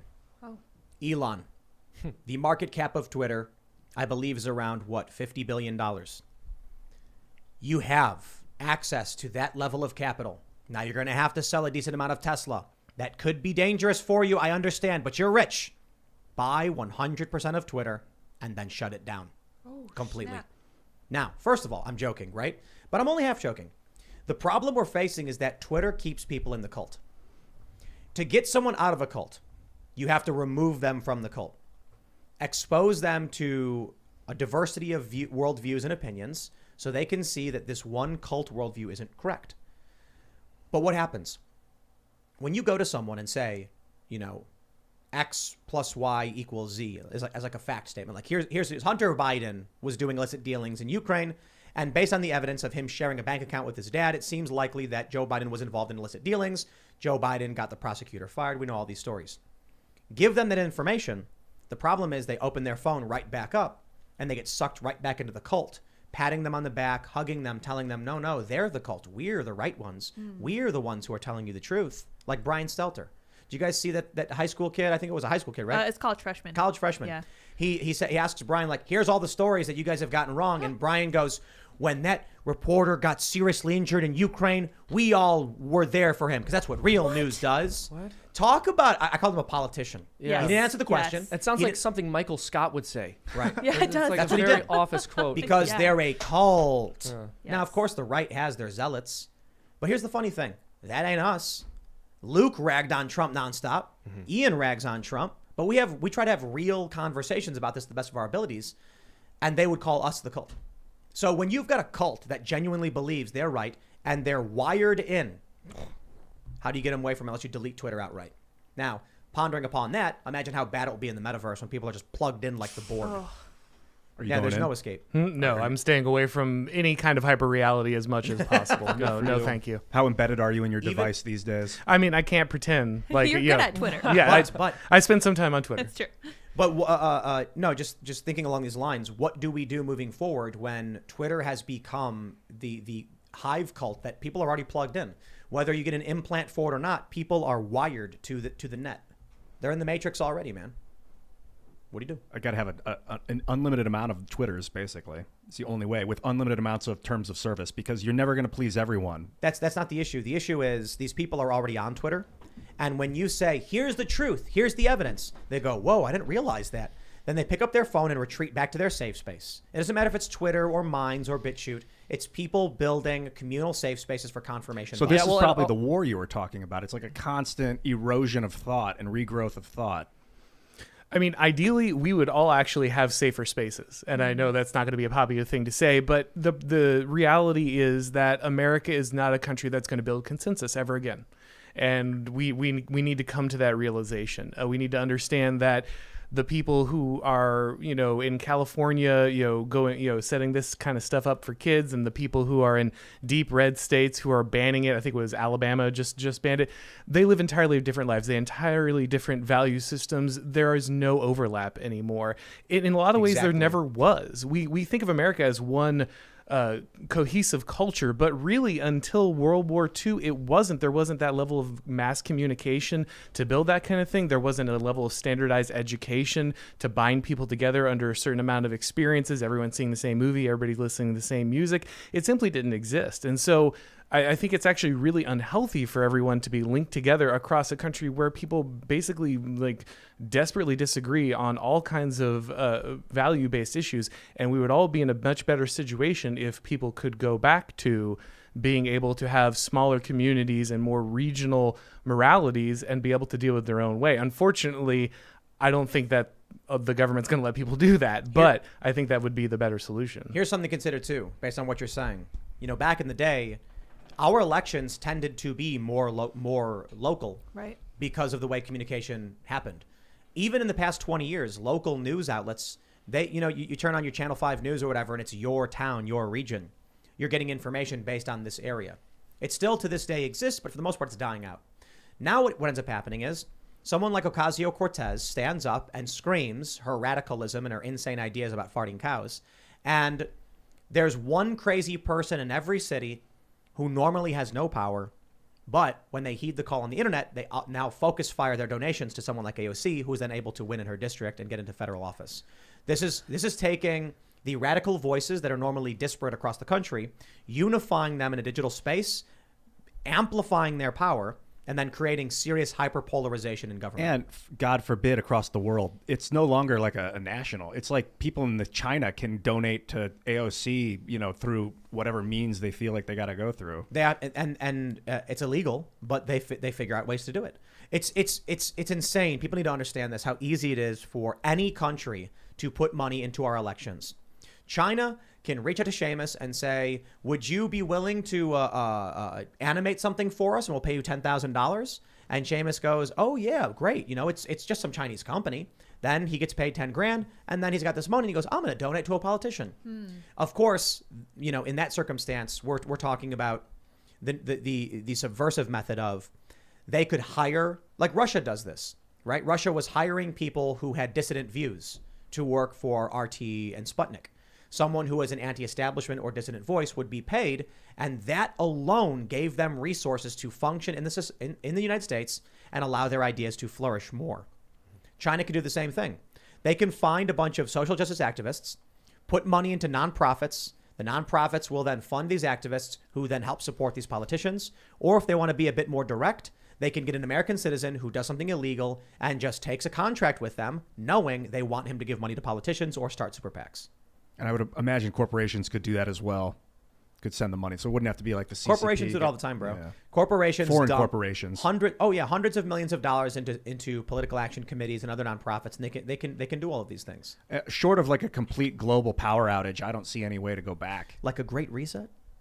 Unfortunately, they'd still have power. Yeah. A great reset with no power, that's another conversation. I don't have the answers, man. I can just see bad stuff happening, and so it's... I'm so black-pilled lately. Help me. Well, no. Hold on. pills. We started by talking about how we need only steer the ship. CNN and all these networks are sinking. But they're that's imploding. bad. They just got bought. It's a corporate oligarch. They're laying people off. They're consolidating because they're falling apart, bro. Well, that might be true. Yeah. But it's the one corporation bought three more. Who is it? Who bought who? Discovery bought Warner. Yep. They bought Warner. And merger with HBO. Warner. They merged with listen. Warner, okay. Just remember how well the Daily Wire and Timcast are doing. Fantastic. Yeah, you can We're start your own growing, we're company too. hiring. You can whip it up pretty quick these days. That's right. We're looking at these companies crumbling. We're looking at Democrat polls collapsing. Republicans in Pennsylvania switching, stealing Democrat voters 4-1. So for every Republican who quits to be a Democrat, Republicans get Democrats 4-1. I don't know if you guys It's know, great but news. it's super easy to start a corporation. Like really, really easy. You go to I went to LegalZoom.com and it's like $300, and you start. Now you have your own corporation. It's incredible. It might be a little more than that. I don't know, but if you have a business, man, you can make it happen. Yeah, but you don't just need a corporation. You need a business. You need a bank account. You need a business to become a corporation. Yeah. So what I found is don't incorporate until you have income or you're about to start getting income, and then you incorporate because you need to. As opposed to start a corporation and be like, one of these days I'm going to start using it. No. If I'm not giving anybody advice, I'll just tell you, in my personal opinion, if you as an individual are doing work, you act as a sole proprietor. Once you get to a certain degree of income, or you want to start hiring, then you can formalize your corporation for those reasons. If you start taking on assets and you want to limit liability, then you create a limited liability corporation for those reasons. So you can separate your assets out from the company and your personal assets. If you're just like a contractor who does odd jobs here and there, you don't necessarily need a corporation, depending on what you do. But a lot of people will create single member LLCs to run their business through to limit liability. I didn't learn it in public school, which is why I brought it up on the show. I think more people should know about it and be taught that. Yeah, it was tough for me starting everything up because I had to figure it out on my own. And I had all this different advice and people telling me different things, and we don't do that for our kids. The fascinating thing to me is that a kid is more likely to learn how to bind their chest than how to start a company. Yikes. Has anyone thought about that? A kid is more likely to learn how to tuck his genitals between his legs than he will learn how to open a bank account. And you mean at public school? Yeah. Yeah. Not Yep. my kids. Oh no. So we've got this bill in in New Jersey about second graders who have to learn about identity and all that stuff, and it's like, shouldn't we teach these kids about basic elements of society before we teach them about inner workings of biology? Yeah, it's not as if our educational system is doing really well. Our test results are higher and our children are performing well relative to the children in other developed countries. So we can just add all this extra stuff on top of it. I mean, Pakistani our gender system's studies. abysmal, but of course, even if our system was doing very well and there was more to add, it wouldn't be this disgusting, perverted nonsense that's going to sexually confuse these kids. The fascinating thing to me is I remember I used to tell people this stat that in South Africa, a little girl is more likely to be raped than learn how to read. The stats are horrifying. And now to see it in the United States that, a kid is more likely to learn how to bind their breasts as opposed to learn how to open a bank account or start a business, like that should be alarming to people. This is very alarming to me because they asked a bunch of 11-year-old boys what they thought they should be learning in school, and they gave them a very comprehensive list. Here are some of the things. They want to learn about sewing and repairing things, hunting and foraging, money and budgeting, taxes and insurance, healthcare and first aid, cars and mechanics, just to name a few. Kids are not the kind of... They think that kids are like these social justice widgets. I think that's what Ben Shapiro said that the public school system views them as. And they're not. Children are small people that deserve to learn about things like opening bank accounts and starting companies. They do not need to be gender confused by such an early age. And if there was ever anything to fight against, this is it. And we don't have the choice anymore not to fight. There is no option anymore. If you value your children, this is what you have to do. But I think Jack Posobiec is the one who says it, that fighting back is just having a family. Right. Yeah. He says it all the time. Have a family. Yeah. Work your Be a job. rebel. Yeah. Mike Cernovich says make money. Yeah. The medium is Be the successful. message. That's it. The way you deliver the message is the message. Homeschool your kids. Yes. I was homeschooled from like pre-kindergarten for as soon as I could communicate in any way. My mom was trying to teach me stuff. We were learning, my brothers and sisters, we learned math when we were before we were even 5. I was learning how to play chess when I was 3. I tell people, I've talked to people and they say, oh, my 3-year-old couldn't possibly learn that stuff. They're too young. Try. And I'm like, it doesn't matter if they can. Start teaching them now. It may be harder for them because they're only 3, but trust me, they are learning. They're not learning as fast as an adult would learn, but they are learning. I hear people say, oh, it's so much easier to learn a language when you're a little kid. And my response is, no, it isn't. How long does it take a human baby to become fluent in English to have a political conversation with you? Takes a while. Sorry, it takes like 20 years. Yeah. You can have a 12-year-old who can speak English to you, but they're going to be like, I don't know what those concepts mean. I don't know what those things are. But a human being who's 30 years old, on average, I believe it takes around 44 weeks for a European, from someone who speaks a Germanic or Romance language to learn a Germanic or Romance language and be fluent in it enough to actually have political conversations. And it's because all of that element of learning, all of that wisdom and knowledge you've gained throughout your life plays a role in your ability to learn. But also, it's extremely easy to say to someone, basura is garbage. And they instantly connect those because they already understand the concepts of language. Whereas it takes, how long, like aside from knowledge, getting a kid to actually be able to speak to you is what, 8 or 10 years before they're actually talking and expressing like real conversations and asking real questions. So at a younger age, it's actually harder to learn things. But I just say this because don't assume just because your kid is 3, they can't learn. It just will take them longer, but you should be teaching them everything you can. And my opinion on this is always speak to your children like adults. Yes. I always do that. If a kid says something to me like, how do I turn on the game? I'll be like, press the power button and the remote's on top. I'm not going to dumb it down. I'm not going to be like, okay, well, this is the controller. Here's how you use it. I'm going to be like, that's the controller. Pick it up, play it. You'll figure it out. Press the buttons until you figure out what makes them go. Mm-hmm. They'll ask you when they need you and let them figure it out on their own. I think exactly. I remember a conversation that I might be fabricating this, but I seem to remember this conversation with my mom. I was really young watching Sesame Street, and they were always talking Spanish on Sesame Street. And I asked my mom, like, can I learn Spanish? And she said, no, it's too hard. And that would basically shut my mind down to it for my entire life until I was in my 20s and 30s, and I became sovereign, and I knew I could do anything I wanted to do mentally. So if you're a mom out there, don't tell your kid it's too hard. Tell them, yeah, you can, and then learn it with them. Yeah. I follow a bunch of these Instagrams that are for like raising kids from a young age, and one of the things that a majority of them recommend is just sitting down with your baby and reading to them. And that's so interesting to me because my siblings and I were all homeschooled all of our lives except for like the last 2 years of high school for me and my sister. But my parents read to us, and then there came a point where they would take our books away from us to punish us. And all of us, we would read under the covers with flashlights. This is how we would get in trouble. We'd get spanked for this or whatever. I don't remember how they punished us for this, but we were constantly reading, and they thought this was great. All of our vocabularies are incredibly well developed, and we're not weird homeschooled kids. People have this fear of homeschooling. They say, well, they're not going to be like other kids. They're not going to be socialized with other kids. My siblings and I were, as you say, we were constantly around adults. And the adults thought that we were incredibly charming because we were well behaved, we knew what adults expected, and we understood that we were going to be adults. So we were working towards that. That was our goal. We didn't just want to stay kids forever. And I think that's a really huge problem with modern people is that they want to stay kids forever. It's become a real issue, and I think homeschooling is going to revolutionize us, hopefully, in the near future. No, that's very true, and you're correct. A lot of people will say homeschool kids are weird and they don't fit in with the other kids. It's like, well, maybe I don't want them to fit in with the kids who are getting vasectomies when they're 15 years old. Yeah, seriously. The little soldiers that are being built. Yeah. The little machines. Little foot soldiers. Yeah, I don't want my kid to feel normal around that environment. That environment was crazy. Public school, I mean, that environment was crazy. I got pushed in the locker. I mean, I see kids beating each other, hitting each other in the face for like what? Because somebody looked at the other guy wrong. You got like, pushed what? in the locker? Well, yeah, Me and my friends. A guy came up and knocked my books out of my hand one time. I was like, dude.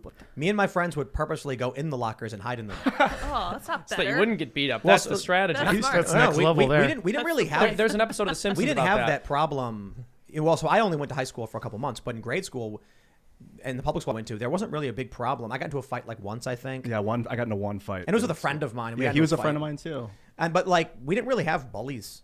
It wasn't really a thing. There was the popular kid, and then people kind of just did their thing. Someone stole my Pokemon game once. That kind of pissed me off. We used to walk through the halls, and there'd be huge crowds of kids would be walking through the halls, all like shuffling, and I'd go, moo, because it looks like a bunch of cattle being shuffled around. So you were the bully, Ian. That's what we're hearing. Yeah, that was how I got back at him. Very You guys cool. ever see 30 Rock? Where Tina Fey's character is talking about how everyone was always mean to her in high school, and then it shows how she remembers them making fun of her. But then what actually happened is everyone else remembers it, and she was the bully, and she was constantly insulting. I figured out why I was bullied, though. Hysterical. In elementary school, I was really good friends with everybody. Then we started playing sports, and I was really bad. I had indoor eyes because I watched TV and played video games a lot. So I couldn't hit the baseball, and my parents didn't help me get any training. They said we couldn't afford it. So all the kids that were my friends in elementary school, I was on their baseball team. I would strike out every time, and we were coming last every season. So in middle school comes, I'm like, why are they so mean to me? All my friends are not. They're all sitting over there, and I'm alone at this table with the nerds now. No offense, guys, if you're out there, I love you still. And now I get it. Looking back, it was because of my inability to integrate or adapt with these guys. So I don't blame them anymore. Well, how the tables have turned, because nowadays, you know, if a kid of that age isn't good at video games because he spent too much time playing sports, he's probably going to be ostracized. Yeah, for sure. I disagree. I saw a post. I think this was from Alexis Ohanian, former. I think he was. I don't know if he's still with Reddit, but he was the founder of Reddit, and he said sports will be the only medium to survive because it's the only medium with no social media, digital or internet equivalent. I think he's right. So when you look at like movies and stuff, it's online. It's streaming. Sports, all of that, streaming and everything, but you need someone. You need the physical presence of the sport. Esports obviously exist, but still people are playing the games and actively doing things, whereas everything else is on demand. You know, sporting events are still events. The people I know who have cable have it specifically for sports at this point. There's no other reason. Exactly. That's crazy, isn't it? Yeah. When it comes to movies, on demand, watch what you want when you want to watch it. When it comes to sporting events, those events are happening. When it comes to music, music whenever you want. You don't need to go to the concert. You can watch the concert live streamed. You can rerun sporting events for sure, but sporting events happen in the real world and people want to watch the real world versions of them. So I think that's a fair point. I think sporting will be the only thing to make it. Yeah. I do think esports. I'm not talking about institutional sports. I'm just saying more and more kids are playing video games and spending time on social media, and parents aren't putting as much emphasis on getting them involved in team sports. How do you feel about that? I don't think it's as much it's been declining over the years. So like even when I was a kid growing up in the late 90s, early 2000s, my parents would constantly talk about the fact that when they were kids, you'd be outside playing pickup baseball or whatever other sport, and my generation wasn't doing that as much. But it's interesting because that also depends on where you grow up, because whenever I'd be out in the city with my cousins, we'd actually be more likely to play outdoor sports like that in the street. Admit it, Seamus, you were a Southside Chicago troublemaker. That's not true. All right, I never went out there to cause no trouble. You know what's funny? Always being very good. Well, but this is really funny. You know, all the gangs in Chicago are basically like religious organizations. They're like, the gangs are called the Disciples, the Bishops, the Popes. No, I've heard some of the names. That's interesting. I think they're trying to co-opt the good name of these religious and clerical titles. Yeah, I mean there are a bunch of gangs. No, it's interesting. I mean, not the SDs, right? They're, what is it? The SDs, the Saint Disciples. Saint Disciples. Oh, yeah. They're out there too. And then there's like different sects of each of these gangs. With like there were the Almighty Popes, the Insane Popes, and I'm like, why are they the Popes? Like, there's one Pope, you know. What if they were like the imams or something? My friend was like, "What's next? The choir boys?" Were you? What was your past like? Did you grow up like indoor, or were you playing a lot of sports? I definitely played sports when I was young in elementary school and stuff. I didn't so much get in them in high school, but then actually I really got into that kind of stuff actually in college. I got into mixed martial arts and that kind of stuff, and judo, and so it's not something that was a big part of my high school, but it's something I came to appreciate a little later. So I wouldn't go to watch a ton of sporting events, but then with UFC and stuff, I'd go out and watch the big fights, that kind of thing. I have such a mixed feeling on athletics. I know there's mad value in athletics and having kids wrestle and play and stuff, but I would play basketball and they would throw elbows at my face, and I'm like, first of all, I don't want to get my cheekbone broken. Second of all, I don't want to break that guy's cheekbone, and it's going to be one or the other if you keep throwing elbows. So I stopped playing. Or you can skate. Well, I fell off and dislocated my left toe, and I missed our Washington, D.C. trip, so I was like, well, F that. I'm not skating again. Just start the first running. Day. That hurt. We used to go to cross country. Oh, come on, dude. No pain, no gain. I'm telling you, we would go to cross country. Ian, this is why you got bullied. My friends were like, probably. We went to cross. I was like, I'm gonna do cross country my sophomore year of high school. My friends are doing it. I'm doing it. We go and they're like, okay, first thing, conditioning. 2 hours a day after school, you're gonna be pumping iron, running. I'm like, what the hell am I doing? I feel so much pain. I'm not enjoying a moment of it. Like, what is the purpose of running? I run to get somewhere. I don't run for fun. I'm not a fan of running. I like skating. I don't like team sports. I like individual sports. Action sports are in a sense similar to like martial arts. It's an individual. You're driving yourself. You're pursuing something that you want to attain. You accomplish your goals. There's no cheating. You can't lie. I mean, you can lie, but people don't care. They're like, show me the video if you claim to do the trick. It's like, oh, I did a front board down that 15-stair rail. It's like, no, you didn't, dude. We know you're lying. We know you can't do that. That's well beyond your capabilities. But it's about you. The only thing that really matters when you're skating is, can I overcome myself every day? You're doing it for yourself to drive, to grow, to better yourself, and you get fit in the process. And it hurts all the time. It's called paying your dues. Whenever someone falls, Paying your dues? paying your dues. Oh, paying, yeah. So whenever someone falls, I'm like, you got to pay your dues. You know, you don't get to, launch off an 8-foot ramp 10, 12 feet in the air and then come down 300 times without taking one slam and hurting your elbow. Pay your dues, Ian. No pain, no gain. Yeah. You were going to say something. Oh, I was just going to say that's one of the great things about something like Brazilian Jiu-Jitsu is it's something that teaches you, like, you can't be a jerk all the time because, like, every single day you get on the mat and someone is immediately better than you. When you step in, they're choking you out every single time. They're tapping you out all the time. And so you have to be humbled. You have to learn to tell someone, like, yep, you could have totally killed me right there. And then I have to get back on the mat with that person and learn to do it again and get better and better and better. So there's a self-improvement, but there's also a humility aspect at the same time. And the people who succeed over time, I think, are usually the people who can take that on and learn from it. I think it's really beneficial for people. Yeah, absolutely. And I can't speak so much to jiu-jitsu, but I would agree. I think actually self-improvement and humility are indispensable to one another. I mean, you cannot improve unless you're willing to acknowledge that you're not perfect. You guys ever see that episode of South Park about Sarcastable? Yeah. Yes. They don't want the kids getting hurt, so they're all like, they're playing football with like balloons or whatever. Oh, yeah. That's where we're going. Everybody gets a trophy. I was playing flag football because I was like, well, the one sport I love is flag football because you don't have to ram into each other. And so we were throwing the ball, caught the balls running so fast that I tore my MCL just by running. My mind was, it can make my body do things that the body can't handle. And I had to learn that lesson in a bloody 2-week healing. I didn't have any health insurance. I just massaged it and held my hands on it for like 2 or 3 weeks as I limped around. And to this day, it's not the same. Yeah, my goal when I have kids is to have them do solo sports like rollerblading or skateboarding or skiing or snowboarding, and also have them do team sports, because I really feel like both of these different facets teach you different skills, and I feel like you should probably have both of them. Like, you could teach your daughters how to dance. You got to teach them all how to, like, I don't know, program computers. There's lots of fun stuff you can do. I think that sports is just one of the things that kids really need to engage with to really see how interesting physical fitness is and how good they can be at it. It gives them such a sense of accomplishment. I think it's really powerful. Parents, in my opinion, should be making their kids learn something. Yes. Be it a sport or an instrument, but they should also be around other kids doing it so they have a community of peers that inspire them to, better themselves. I think one of the problems with a lot of, a lot of the people, friends of mine who've been growing, who when we were growing up, they're like, my parents make me do this, or that. It's like, my mom's making me go to piano lessons. I don't want to go. Well, the reason they want to go is because we were all going to hang out at the park. If they were hanging out playing, in band with a group of kids and writing songs, they'd be like, oh yeah, I'm really excited. My mom's dropping me off with my friends to play music. So that was always fascinating to me. It's like, why don't you like playing piano? I love playing guitar. I go and hang out with my friends and play the guitar and we write songs. None of your friends play piano or play music. They do other things. One of the biggest problems, I noticed when I was growing up was how many parents had their kids do literally nothing. They'd be like, they're kids. It's like, well, what do you mean they're kids? Well, they're just going to go ride their bikes and play games. When I was 10, 13, I was doing Flash animation. I was making websites on Flash. I was reading news. I was developing my own video games. I was building my own computers. I was learning how to play the guitar and the drums, and I was skateboarding, all of those things. And I love doing all those things. Why was I doing them, though? For one, I'm very much, always been self-driven and curious, and I wanted to learn how to do things. I wanted to, make these games. I wanted to make them better. I thought they were done wrong. But also, my friends, for the most part at the skate park, were skating. I had another group of friends that had a band, and if I wanted to hang out with them during band, I had to play an instrument.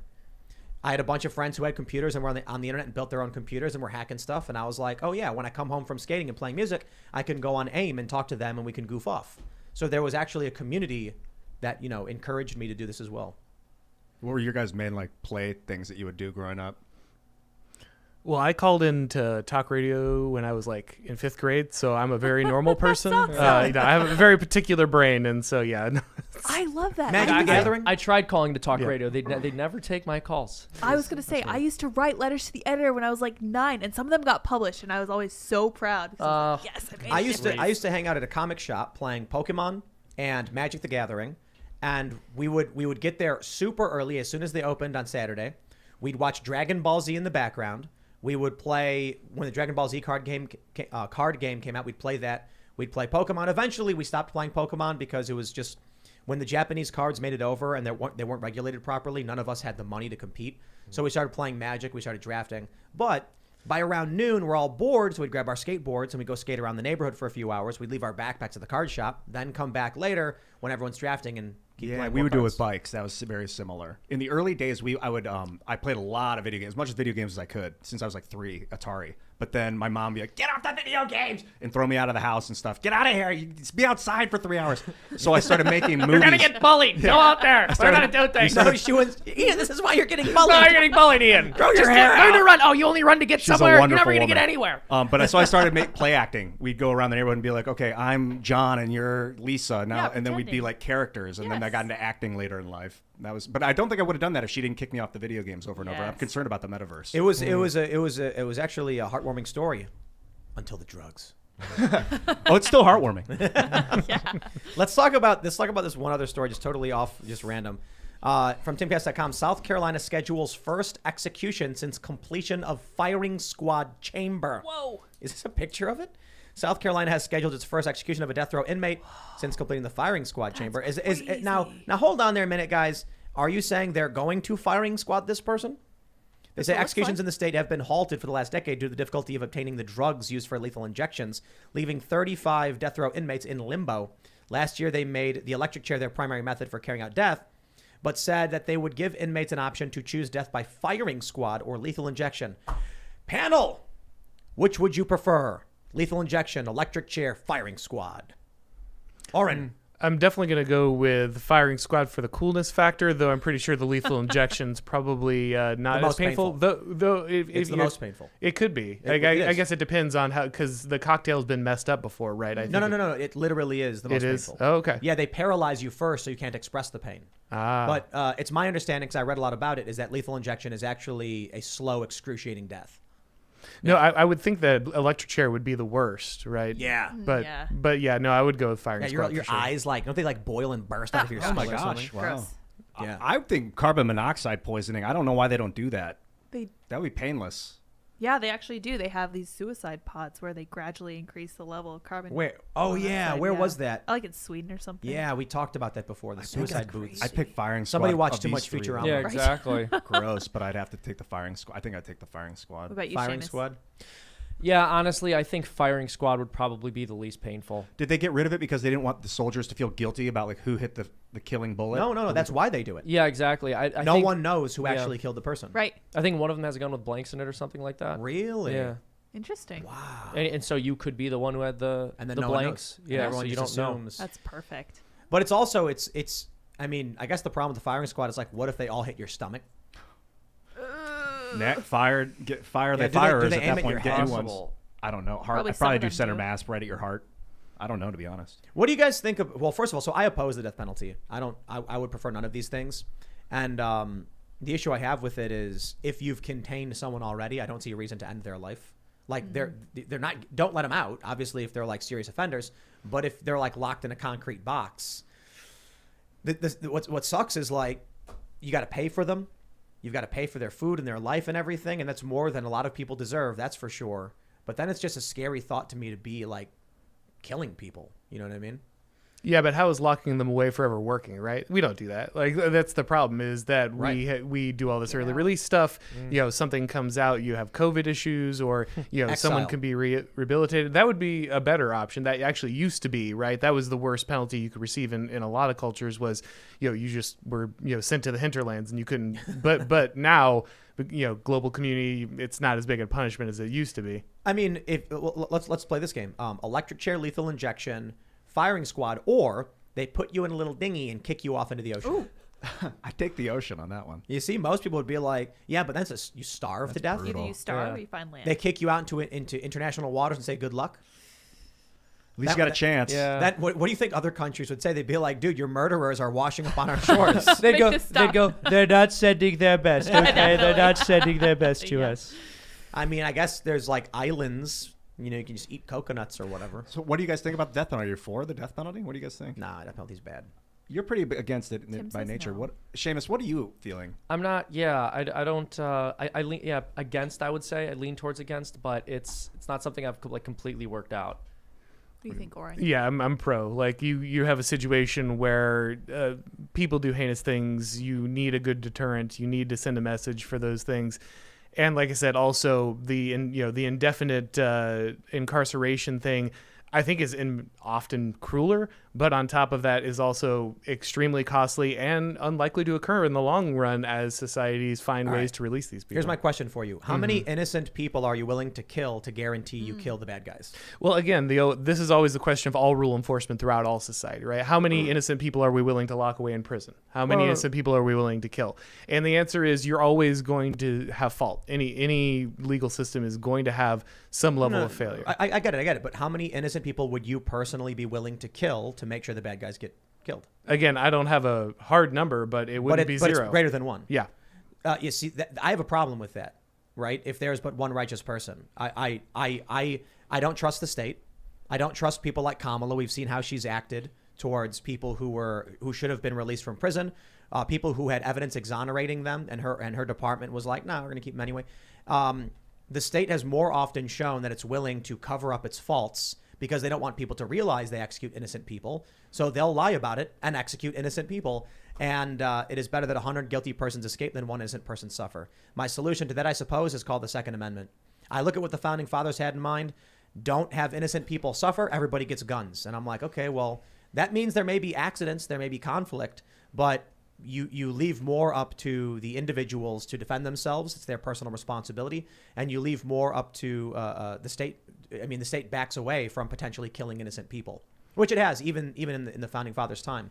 The issue I find here with the death penalty is if the amount of innocent people is greater than one, then the state is murdering innocent people. And I don't think it's worth it if you've locked someone in a box. They can't get out. The worst case scenario in this circumstance is you got an innocent person locked in a box, but at least you're not killing them and making an innocent person walk down death row to an electric chair or a firing squad or a lethal injection. Because just imagine being that person and them saying, hey, look, we get it. You might be innocent, but hey, system's got to do what the system does. Nah, I say screw that, man. Lock the person in a box, lock them away. There's 35 people. It sucks, but my attitude is I would personally rather pay what I could to keep these people locked up permanently than to be party to the execution of an innocent person.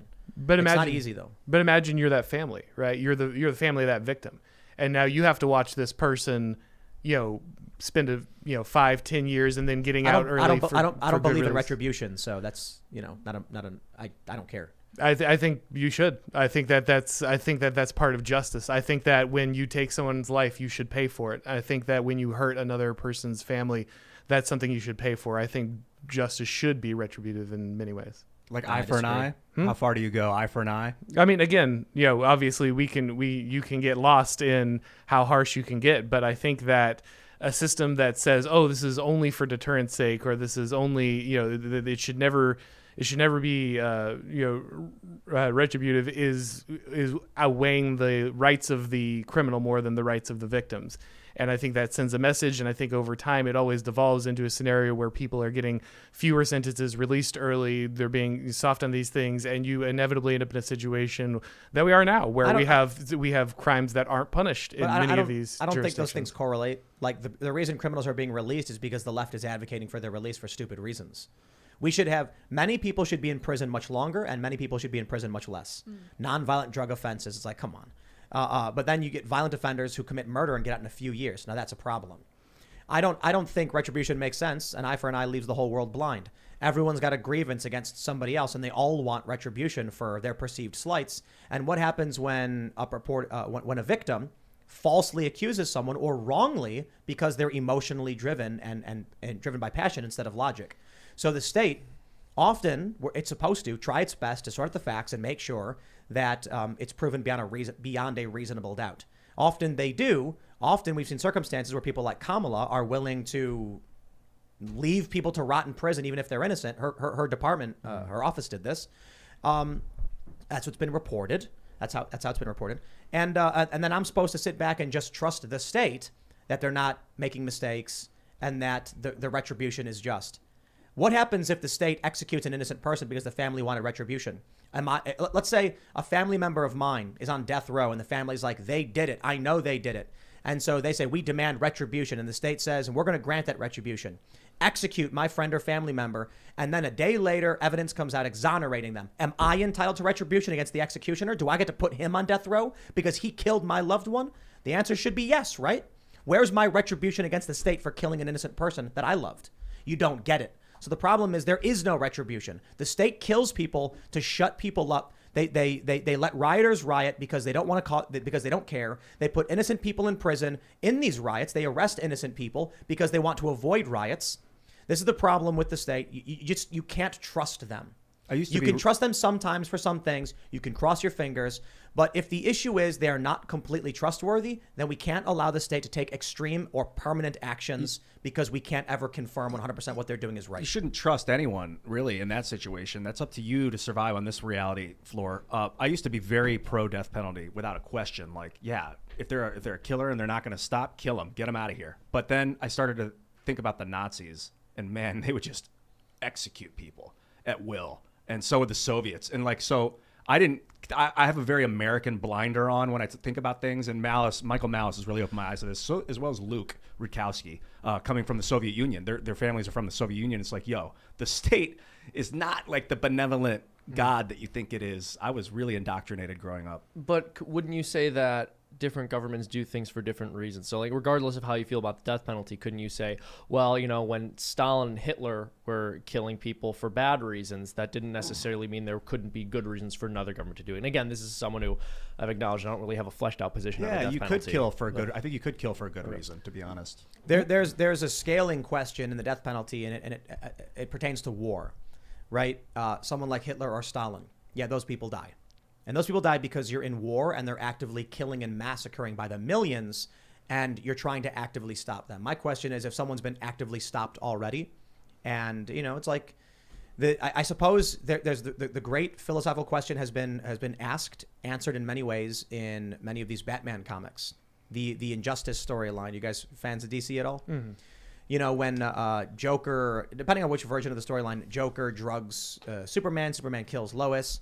Superman loses it, and he's like to Batman, if you just killed this man, these people wouldn't have died. Or there's like another story, I can't remember which one it is, but, you know, Joker plants a nuke and blows up Metropolis, and Superman's like, you could have killed him and saved millions.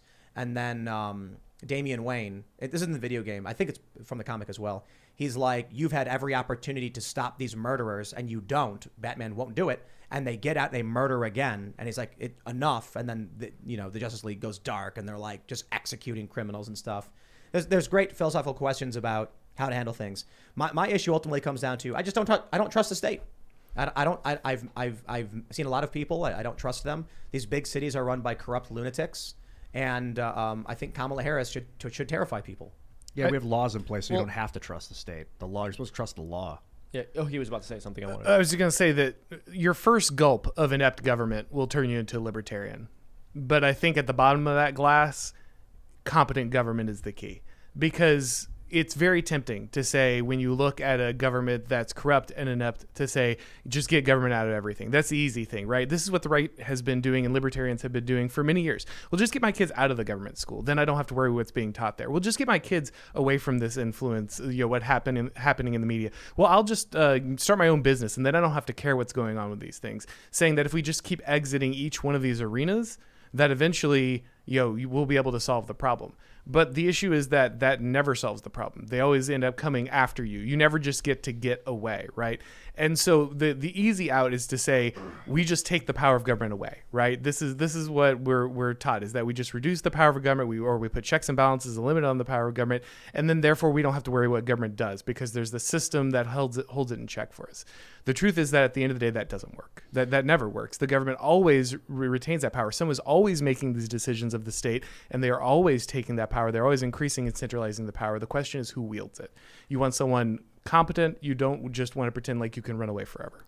All right, we got to go to Super Chats. If you haven't already, smash that like button, subscribe to this YouTube channel, share the show everywhere you can if you really want to help us out. We are completely marketed through grassroots means. I was actually thinking maybe we should make a commercial for the show and do like our first ever marketing run. We've never done anything like that. Maybe we'll do like an ad spot on YouTube or something or some other podcasts. But I don't know. I always just assumed if people really liked the show, they would just share it because they liked it. So if you do, there you go. Also, check out timcast.com. Become members. Support our work directly. New episodes of the members-only Timcast IRL show Monday through Thursday at 8 p.m. We have a huge library. Go watch all of it. Let's read some of these super chats. We got Jeremy Gardner who says, I'm a server of 15 years and loved your conversation about servers last week. Tips have everything to do with culture and nothing to do with race. I can tell what someone will tip me 99 out of 100 times. People can never, I always tip insane amounts, like 200, 300%. And it's funny, you know, we went out to eat today and the servers were actually like, do you want to take this group? And the other lady was like, I guess, sure, I'll take them. And she was like, okay, thanks. And then I'm like, wow, I wonder if that lady who's like, gave up us as a group regrets it because we tipped like $200. And so the other lady was probably just like, yes. And then the other server was like, no. That's how it goes, man. You never know. All right. Adam Noel says, hey, Timcast crew, my name is Adam Noel, and I just emailed you guys a song to spin the UFO. Please look for political punk rock opera. Tim, get ready. Well, all right. We'll take a look. You want to write that down? I got it. Blueheart says her name is Stretchin' Gretchen. What, is that a reference to doing yoga or something? Gretchen Whitmer? I don't know. Most likely. Maybe she's Does blind? she does yoga? I don't know. Interesting. I'm just trying to veer away from the dirty thoughts. Oh. That's fair. Chris Larson says, hey, Tim, I live in South Dakota, and Christy Nome banned teaching CRT in schools. Not sure if you knew or not, but I think it's very interesting. I suppose the issue is they just go, well, we're not teaching critical race theory. We're just applying critical race theory to what we teach. Yep. Praxis. Yep. Praxis. That's right. Jason Fisher says, speaking of Dennis Prager, you should have someone from PragerU in the show. In the show. We could have. We certainly could. I don't know. Who should we have from Prager? Dennis himself. That'd be great. That'd be great. He's smart. I've had Will Witt in my channel. He's a good guy. Oh yeah, Will Witt. Oh yeah. Don's Herald says, your discussion on religion yesterday was the best I've seen yet. If you want a thought-provoking look into the afterlife, check out C.S. Lewis's The Great Divorce, easily my favorite short story. Yes, yesterday with Andrew Clavin, we talked religion over at timcast.com in the members-only segment. It was really, really good. Yeah. That was intense. It was a lot of fun. I love The Great Divorce. C.S. Lewis is one of my favorite authors of all time. Genius. What's it about? It's about this guy who goes on a trip and he doesn't really realize it, but it turns out he's in hell and he's been traveling to heaven. And as he goes through this, like, slowly little bits of his pride are taken away as, like, the angel reveals the things that are holding him back into hell. And he starts seeing all the foolish things he's been trying to hold on to. It's really excellent. Oh, wow. Cool. Young Pei Chang says, hi, guys. Auron, I've read your tweets retweeted for Michael Malice, and I've referenced some of your videos when trying to explain to other folks about the definition of a midwit.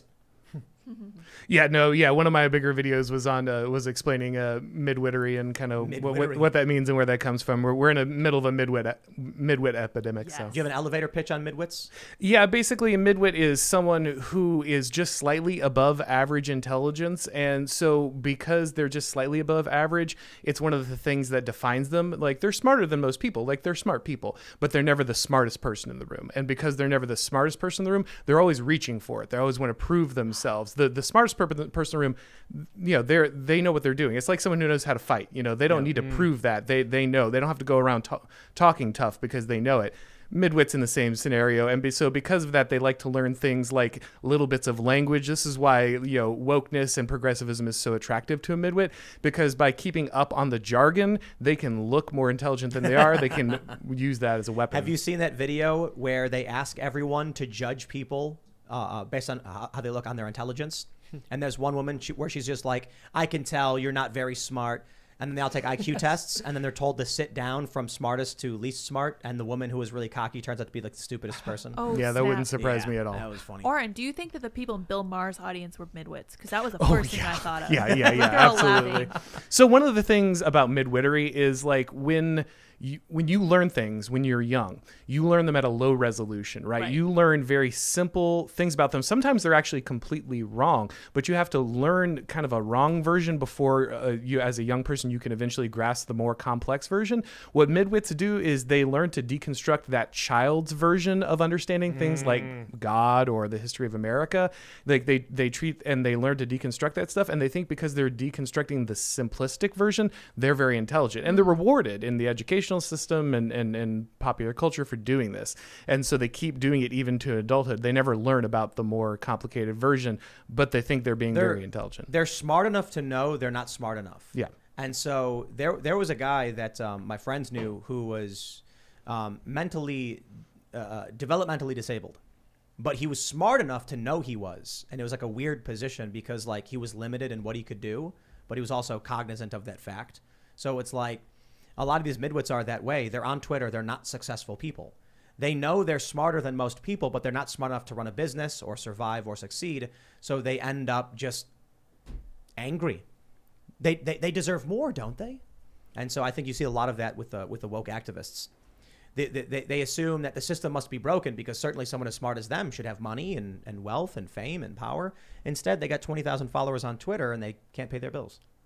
Yeah, it's a problem with public school system. It makes people feel like a success when they get all A's, but man, they're not prepared for the real world.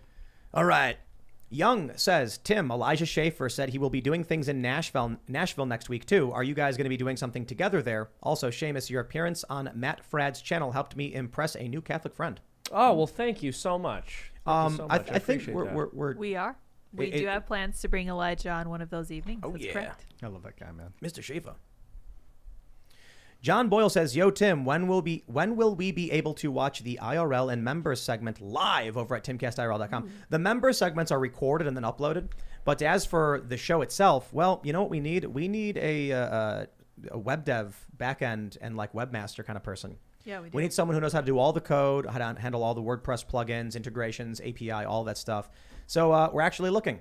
So I guess jobs at timcast.com, and then hopefully someone here can filter through that and try and figure out, you know, how to get somebody a job. Because we are actually in what's the right way to describe it? We need to hire someone like by Monday. Yeah. Yeah, Fast. and the tech we're working on with the foundation that we're building is it's still pre-alpha, so it's like just too early to do that with timcast.com just yet. But I would really like to do that eventually. All right, wait. I saw another super chat, and I have to find it. Oh, now I feel bad. It was great because someone else replied to the super chat. Oh well, maybe if I go through it again, I can find it. Give me a quick second here, guys. Lydia, I just want to tell you I love you, by the way, man. You're awesome. Oh, thank you. Thanks Oh, for okay, doing it's right here. So Jeff Lineberger says, thanks for getting me through the 2.5 hours of traffic every day here in California. Woo. What do you think is a good platform for more art-based political content? Rumble doesn't seem suited for that. I don't know. Seamus, you're the artist.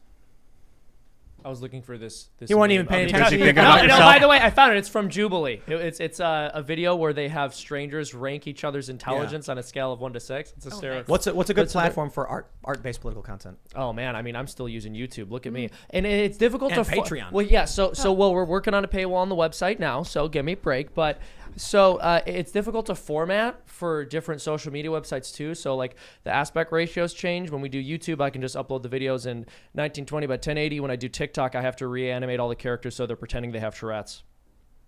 So the follow-up there was from Adrian Contreras, who says, I feel you, Jeff. I'm on the 101 right now by Thousand Oaks. It's brutal.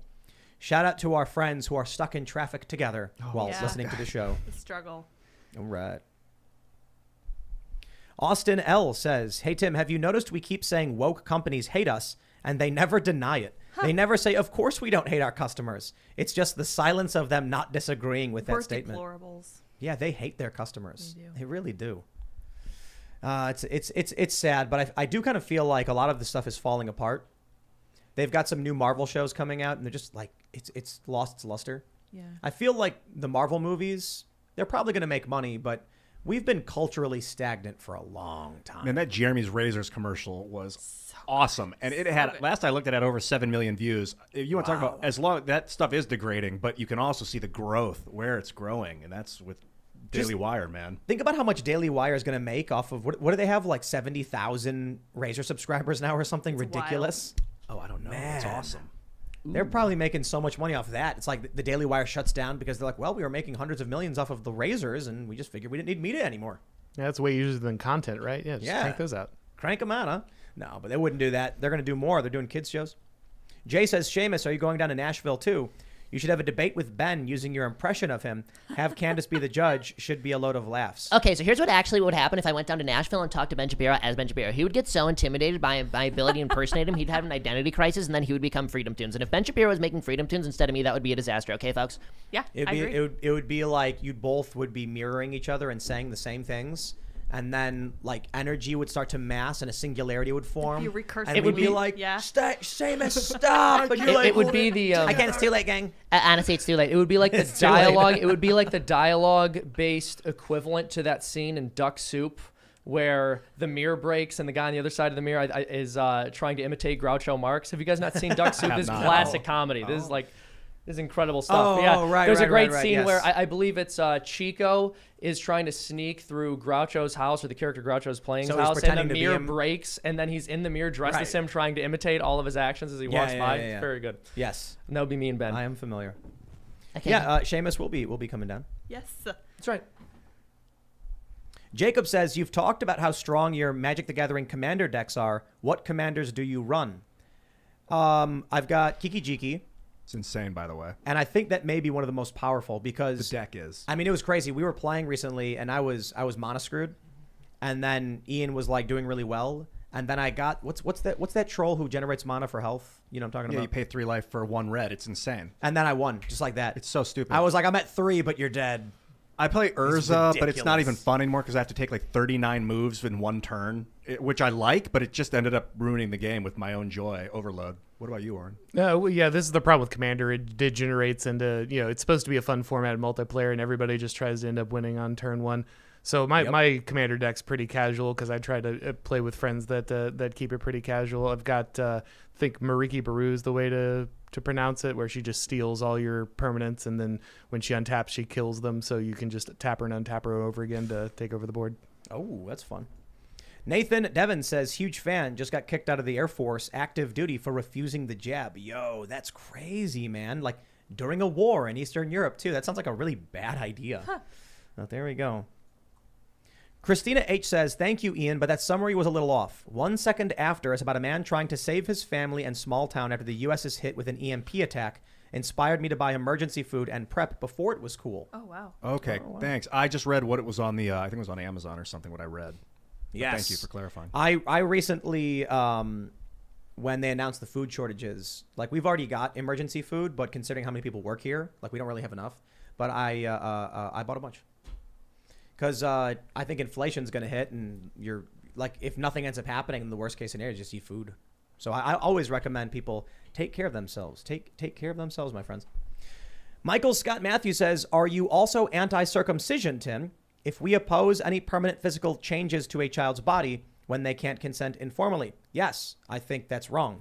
I think it's I don't understand the why we still have that, whatever.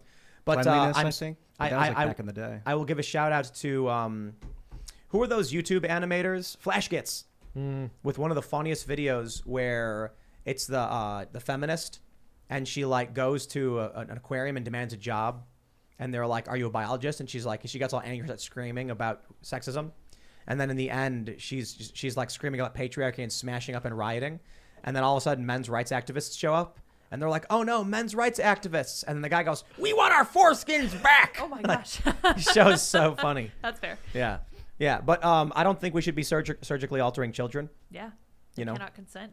I've heard There- that it can like but- really mess kids' minds up, that amount of pain at that early age. Well, there's some nuance here. A lot of people obviously pointed out cleft lip surgery, reconstructive Right, surgery yeah. for burns and stuff. No, I get that. Someone mentioned that kids will have like ears that stick out and they'll get them pinned. Yeah, I disagree Josie. with that too. Yeah, that's weird, right? I don't like it. If you got big ears, you got big ears. It's okay. I don't know, man. Just like kids want to make fun of you for having big ears, but like, I guess, I don't know. I- Like kids got to be taught to be confident in themselves and to be ashamed of themselves.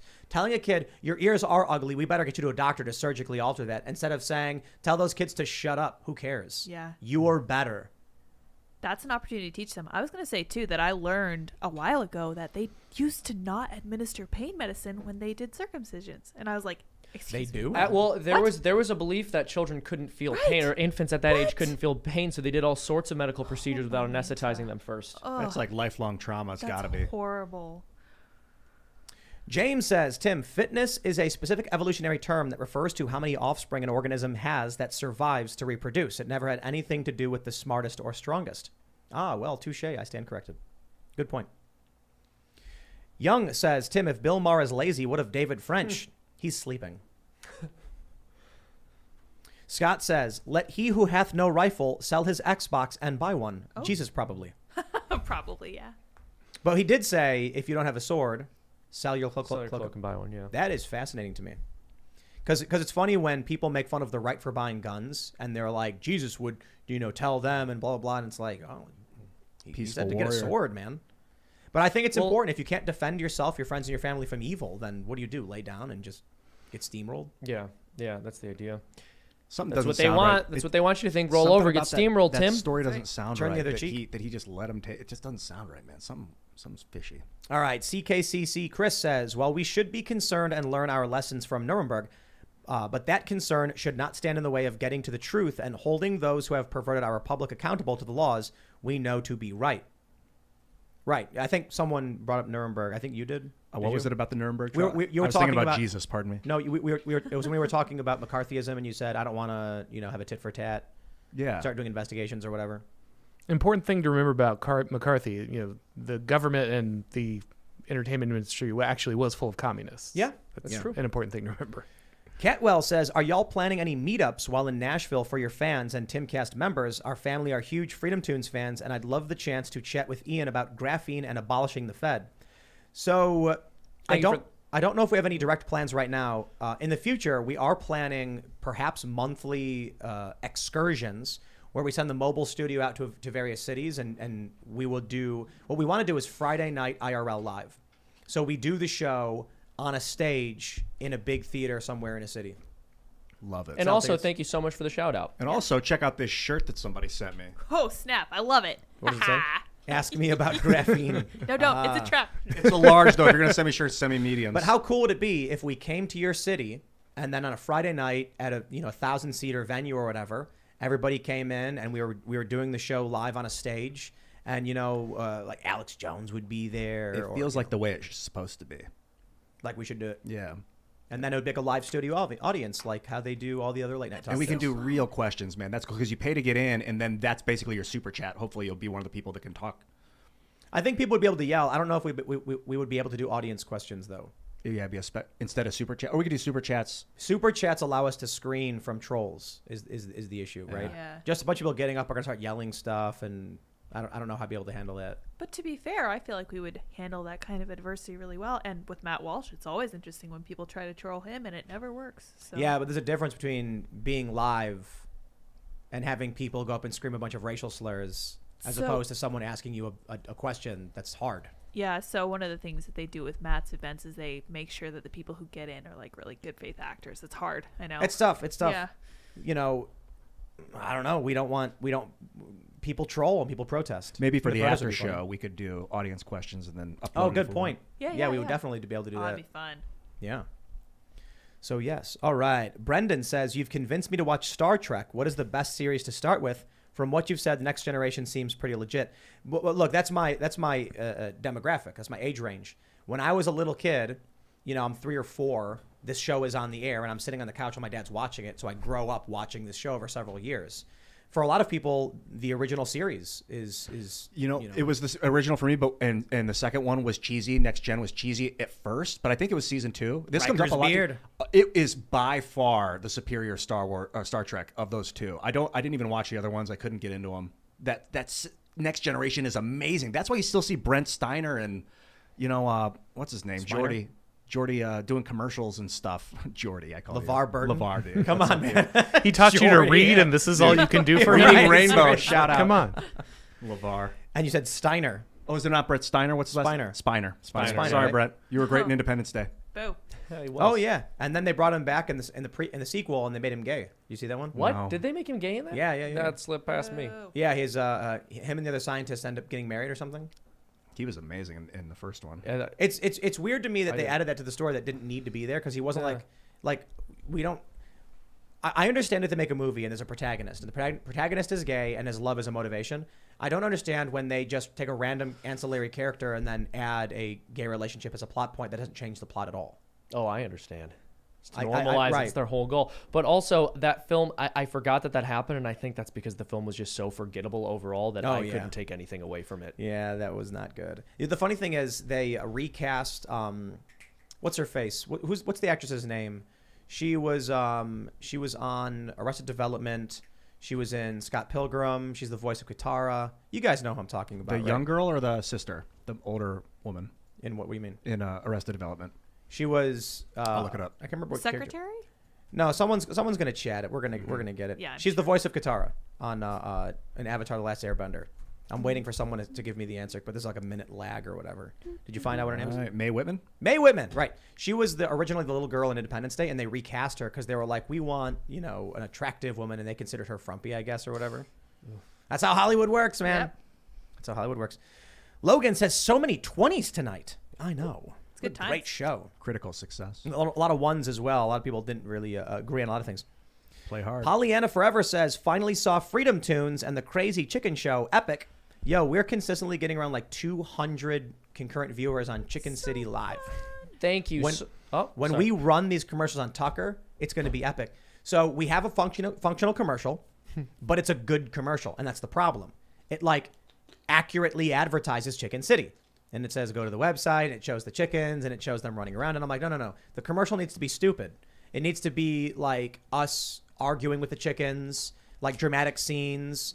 The roosters like chasing after us, like fake explosions. Like, take me back! Like on my knees begging for forgiveness. Oh yeah, we need we need like 5 seconds of Ian explaining graphene to the chickens. Yes. As they all sit around you like confused. I'll give you an hour. You can just cut the 5 seconds out you need. Chickens, listen. By the way, I want to thank you for finally watching Freedom Tunes. They finally watched it, and you can too. Go over to youtube.com/Freedom Tunes right now. Subscribe. Hit the notification bell. We got some more cartoons coming. I think you guys are going to love them. Son of Man says Ian is the smartest guy because he thinks outside the conventional box. Y'all need to leave him alone. Intelligence is weirdly defined. I'm a piece of a puzzle, so in the wrong puzzle, I don't fit. I just happen to kind of fit in this one. Also, Ian doesn't want to be left alone. He wants to discuss these things. He wants to argue. He wants to have his view challenged. You know me. Yeah, exactly. Indeed Ian's the wild card, man. Let me have it. He often says things that make us all question our preconceived conceptions. Our preconceptions. Preconceived notions. Our preconceived, our preconceived. Question yourself, but don't question yourself too much. I made that mistake, and it can drive you insane. So you have to find a reality that you enjoy and then find a community that agrees with it and then work together. Stay grounded.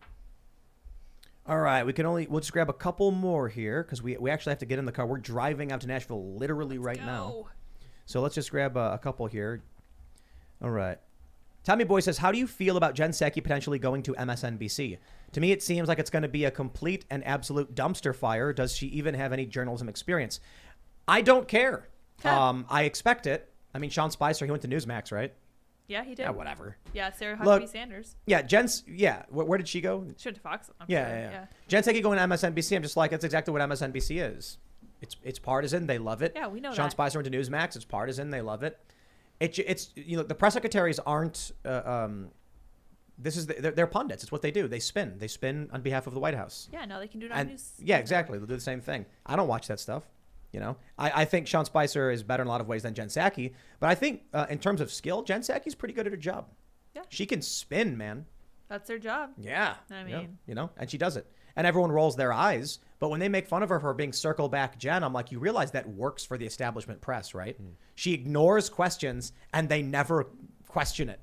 She's got them wrapped up. She knows how to manipulate. But I will be fair. It's easy when the press is already in the bag for you. So she can stand there and do nothing, and then she grumbles because she calls on Peter Doocy as like the token conservative guy. And he roasts her. Yep. It's great. All right. Here's we got a couple more. The base badass. I'm running for Texas State Senate in San Antonio. I just wanted to thank everyone for the encouragement and inspiration to run. Hey, right on, man. But we don't have your name, so but good luck. Yeah, cool. Good luck. And last, we'll read this one. Chris Adkins says, I am Volcepharon, follower of the beanie and woofersher of Chicken City. Congratulations, good sir. All right, everybody. If you haven't already, you must smash the like button. Do it for Ian.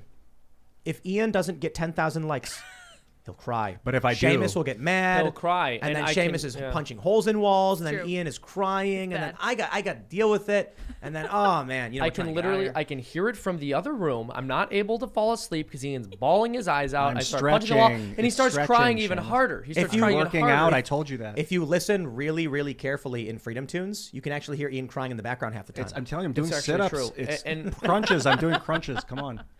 Go to timcast.com, become a member, help support our work. All of our whole library of members-only segments are available. You can search for people and watch all this awesome stuff. You can also check out Chicken City. Right now the chickens are sleeping, but if you go to youtube.com/Chicken City, you can watch that. But also check out Pop Culture Crisis, which is just search YouTube for Pop Culture Crisis. Subscribe. It's mostly cultural topics, but it's a similar style podcast hosted by Brett Dasovic. And we're going to be doing a bunch of promotion for that relatively soon because the show's, gotten its footing and it's growing and getting more views. So we're going to start promoting it. So check that out. You can follow the show at Timcast IRL. You can follow me at Timcast. Auron, do you want to shout anything out? Yeah, definitely. Make sure to check out my YouTube channel, Auron MacIntyre, on Twitter. I think on Twitter I've got the link tree or the Find My Friends where you can find all my stuff. I've got channels on Odyssey and Rumble. I've got Subscribe Star, all that stuff. So go ahead and follow me there. Nice. I run a YouTube channel called Freedom Tunes. We make cartoons. I think you guys are gonna like them. Go check that out. Subscribe, hit the notification bell, or Ian will cry again. And I'll punch him. The like button. Find the white pill. It's in you, man. You got it. That's right. You got it there.